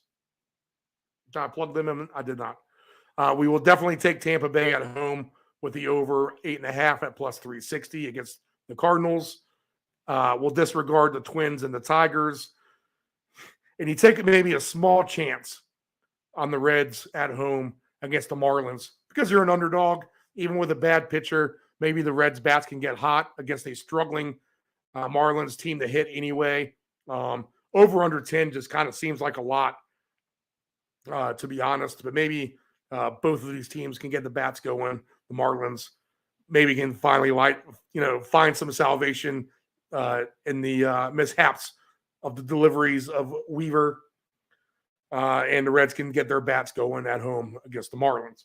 Phillies 8-3 now as we just hit 6:04. So, all right, we'll go ahead and get out of here. We've been on 2 hours. I am Stephen Murray. This has been the Round Robin. We'll come back tomorrow, 4 to 6 p.m. Eastern Standard Time. We will talk more baseball. We'll see how our thoughts went this evening. We'll obviously have some more football. We'll get into some college again tomorrow. It'll be time to look at some college games, see if we can find some good stuff for week 0, week 1. Still looking for some college experts to come on. But we thank Nick Athen for coming on, talking Kansas City Chiefs. Of course, you can catch his stuff at chiefsblitz.com and primetimesportstalk.com. His content and his show will be airing on our site as well. All right, I am Stephen Murray. This is the Round the Robin. See you tomorrow.